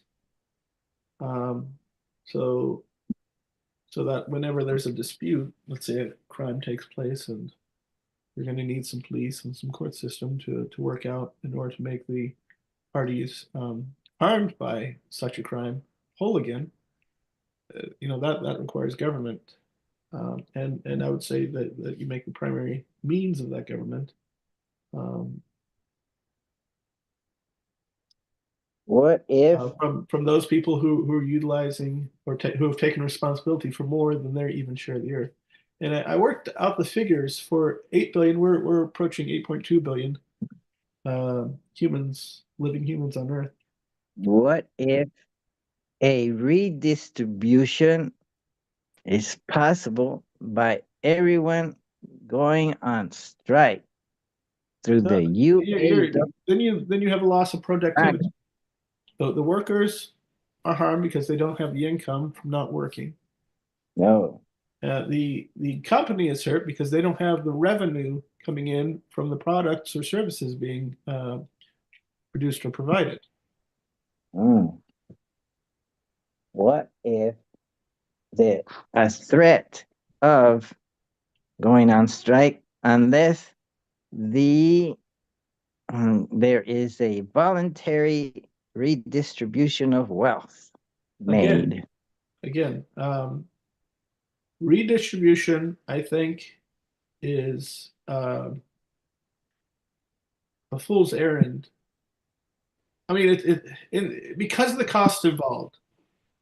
Now, granted, I'm talking about switching from the basic underlying system of how our civilizations are formed to a certain degree, not to a really full depth, but at least it's one based upon some sort of moral and ethical precept or concept.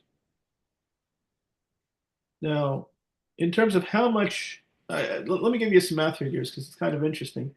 For 8 billion people, just in terms of land surface, not including the minerals, but just in terms of land surface, if you take the entire land mass of the Earth and divide it by 8 billion people, it comes out to about 4.6 acres per person.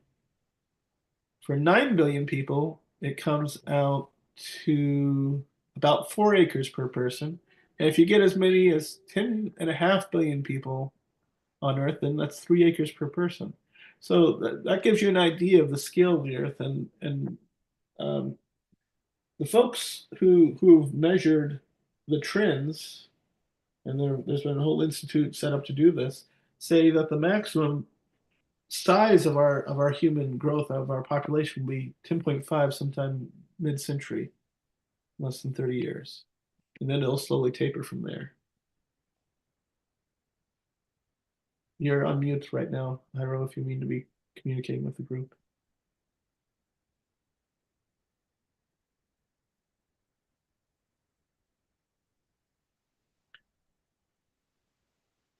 So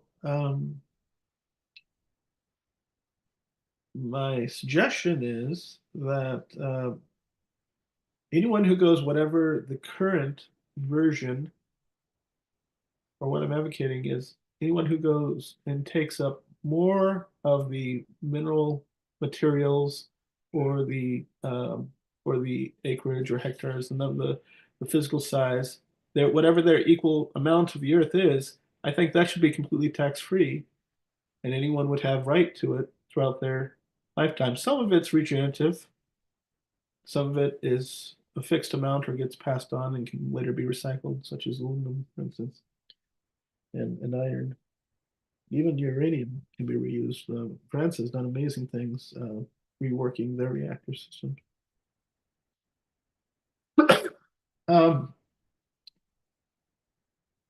Because nature itself, for the most part, is regenerative and recyclable. If you're managing it correctly, you can, most of what you make can be made as a recyclable item. So it works quite neatly in various size circles of regeneration. And a lot of it happens without our human intervention, which is a wonderful thing too. I mean, we can work with nature to create a kind of world that we want to live in. I mean, some of us are happy with the way things are now too. So that has to also be taken into effect or into. Joel, I'm curious, do you think that there are problems? I mean, you had mentioned money in politics as being a bad thing. I don't know if you're being agreeable or if you actually believe that.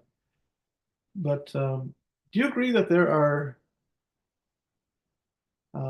things in this world, and I don't know if you're there or not because your video's off, that could be better? And what would be those things?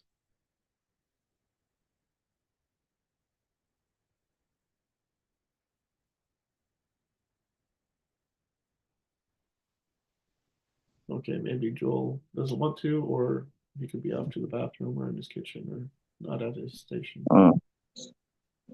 So sorry, I was helping out my All right, sister. of course, I have to do. I'm a caregiver too, so I have to let the dogs out or I missed the take people to the bathroom. an important message from Rami for the past two minute or so. What was it you said? Right. Yeah. Someone can Well, review I'll hear comment on it later. in They the, just do it if they're so I'll hear it in the archive of wutc.live/live, but it's not working because I haven't paid my dues to wutc.live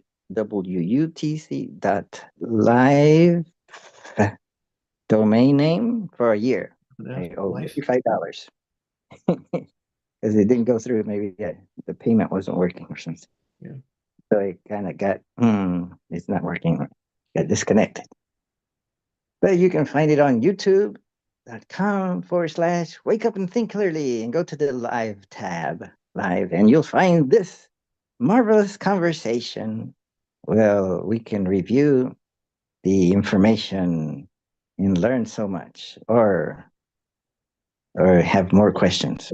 Well, one has to have participants in order to have a conversation. I mean, unless you're looking to talk with oneself.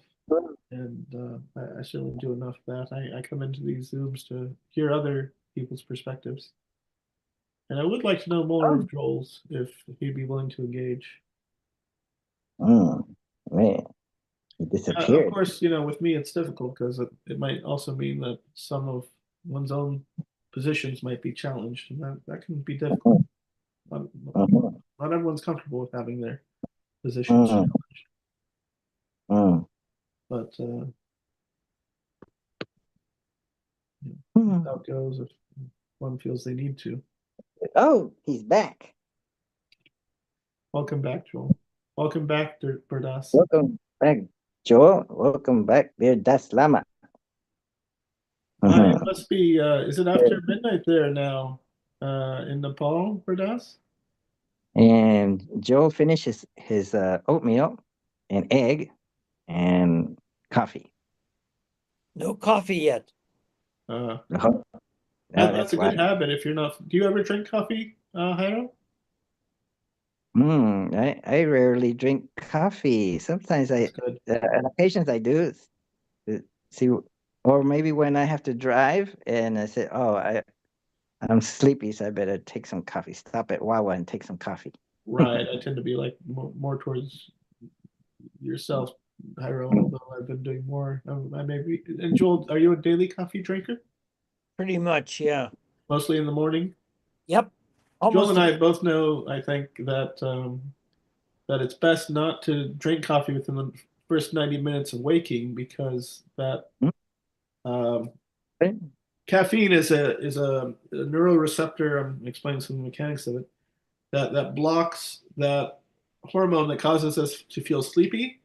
And if you continually drink coffee when you first early while you're first getting up in the morning, then that neuroreceptor builds up in your system and you wind up having a crash later on in the day.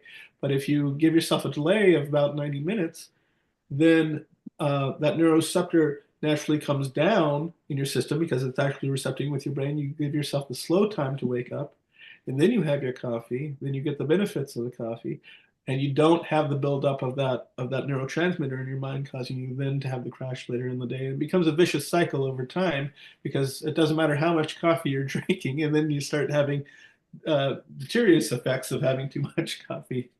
It's possible to do that too. Yeah, so very wise of you, Joel, whether you knew it or not. Maybe you're thinking naturally not to do it until after a while, but it's After you eat your been shown by porridge. science. I never knew that. Yeah. I never knew that. There's so much I never knew. There may That's be why it's more great to be able to come forget. together, and thank you, Jairo, for hosting this regular Saturday morning group so that we can all compare notes about what we've learned during the week or in general. Wow. I I I appreciate Joel and Rami coming over and Don. Wow, that was a treat. She had so And many David wonderful Montgomery. contributions. I wonder if David Norton will join us this morning too, because I Hmm. sent him an invite as well. No. Oh, you invited him and Don also, and that's how come he A few showed up. other new people in a thread, yes, but it's very short notice, so others may have had other plans for this morning. We were bombarded with a bunch early on, but I think they were what is it like Zoom trolls or whatever. What do you call them? They were bombing us. One runs that risk when they advertise. Mm. And then I'm sure I look forward to going back in the video archive and seeing how you handled that. Were any of the Zoom trolls or Zoom crashers present when you hopped on board, Joel? Yeah, they came. I don't know what Jairo got so upset about. One of them wanted to show us his bottom. Oh yeah. And I don't know what the others were doing, but it And one of provided an them, interesting diversion. and one of them drew a quick sort of signature, but I think is a male part that they drew on top of. Well, eventually they get bored, or did you bump them out? I put them in the waiting room, and then they left. Yeah, Again.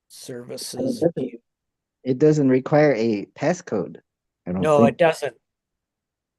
No, everybody's welcome there. Yeah. For those And of Ron, you here, this is But the no Humanist prayer is Association of allowed. Toronto. I mistakenly suggested we pray for something, and somebody got very upset by that use of phrase. Someone be well, a lot of people get hurt by religion. Yeah. There's a lot of traumatized. I'm not big into religion, but I don't mind Be studying. careful, God's listening. That's okay, because religion is mostly an invention of mankind. You know, we come up with all these systems, but what does God come up with? The universe and all therein. I mean, we assign names, we get stuck on certain understandings, we try to create all these traditions. Those aren't from God, those are human creations. Namaste. Namaste means God is, or not, maybe not God, but I've a heard divine. the light within me bows before the light within you. So maybe that divine spark is a sub part of God, and so we're creating everything, co-creating. Yeah, well, there's a phrase in the Christian literature. It says, to do the good works prepared in advance. To be part of the process, really, when you're there, it feels good. It feels right. So let us pray for the end of money in politics. Well, or let's figure out ways that in which we might be able to advocate, perhaps to our representatives, for bills for specific legislation. And my primary thing that I'd like to leave with people is the idea of let's restore the anonymous vote within our legislatures, so that it's not recorded, only the final tally. That would that would cut the to a great extent the feedback loop that the funders are getting. Because if they don't know whether or not their money is actually going to buy them the vote or not, all they get to see is the final tally, and everyone can either say yes or no, but anonymously. We have that already in our general elections. Let's put that into our legislatures, and then people are going to be able to more vote their conscience, not whether or not they get to stay in power or not, as the determinant of what how they vote. Thank you. That's a very interesting thought.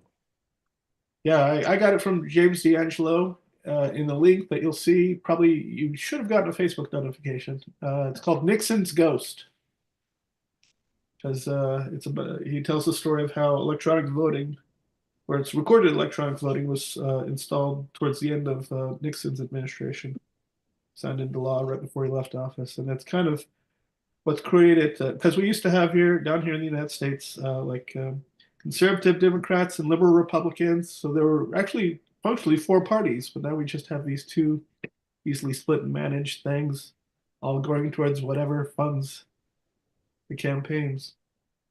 Okay, it's humanist chaplains in the Canadian military. Oh, right. I may spend time with my family. Yeah. Anyway, have a good week, everyone. Good week.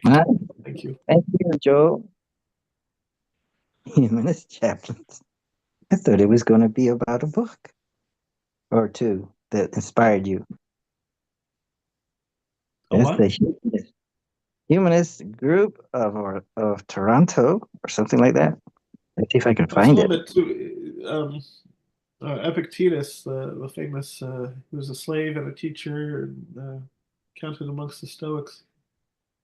He gives to Stoicism the idea of the domain of control. Let those things which are outside your domain of control be nothing to you. It allows one to narrow their scope of interest to those things to which they might be able to affect. I figure, it's about Canada, a country I've never been to before, and only watched movies and media and read some authors of. And, I mean, so they probably got enough people to listen or to comment there. I don't need to be a part of that. My time's better spent with my wife and children. I'm very thankful for that. Praise God. Mm-hmm. And yourself, Arrow? Maybe today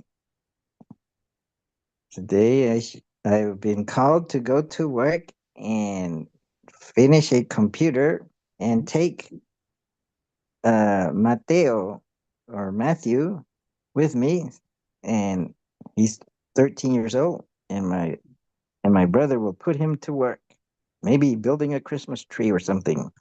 Neat. Mateo is the son of one of the caregivers that stays with my mother overnight, sleeps with her. Nice.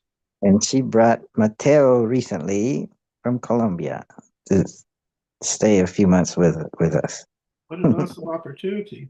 If he's open to it and your brother's okay with it, might you teach him how to fix a computer? Is that too And boring for the guy? and I'm going to just install AutoCAD and Revit on a computer, Well, that's pretty a straightforward. gaming mini PC. Mhm. It's a i9 core. Wow. Nice. I had an i9 at my last big Mm. corporate gig. Those are you can do a lot of virtual machines concurrently with an i9. And Of course, if you have the RAM. it's AutoCAD 2025 and Revit 2025. And this it's cracked and it should go smoothly. Oh, I said cracked. Oh, Let me suggest, I don't know if, I know civil engineering groups, they tend to use Bentley instead of Autodesk, AutoCAD. But of course, you guys are going to buy the license. But Bentley is the reason why the city of Orlando, for instance, used it in place of AutoCAD, because they were using AutoCAD back in the 80s, was the licenses were less and some of the features were more. So, but if your people are all wow. used to one tool, they want to stick with it. Bentley? Yeah, Bentley MicroStation, I think, is the name of their CAD software. Just like the car, same name. Bentley? Let me see. Mike. Bentley MicroStation. BENTLEY. CAD for it's for infrastructure design. So I don't know. I mean, they use that on city scale stuff. I don't know. You guys are primarily doing for buildings, so I don't know if it would apply to your group. What a trial. It's the right tool for your guys' use case. For an airport? That's the best. Wow. But there are all sorts of CAD software packages out there. Wow. Find one that you guys can afford, that you're all comfortable with, that will get the job done and enable you to do it. Maybe start checking out the options from a more general overview kind of side. If it turns out AutoCAD's the best, then maybe remind them that it's best to operate where you pay the licensing fee, because that's what funds the bug fixes and the new features. Every software house, does things according to their own set of values and principles. I'm not always impressed with Microsoft features, but other places, they're worth funding for their development and maintenance of. Not to say Microsoft hasn't accomplished a lot, they have. But how to get the money out of software? It would be Sorry? open software. Yeah, really, right? I mean, generally, how you get money out of it is by leveraging it in your for-profit corporation, because it's a lot of free labor, a lot of work done without having to have necessarily paid any expense towards. That's how.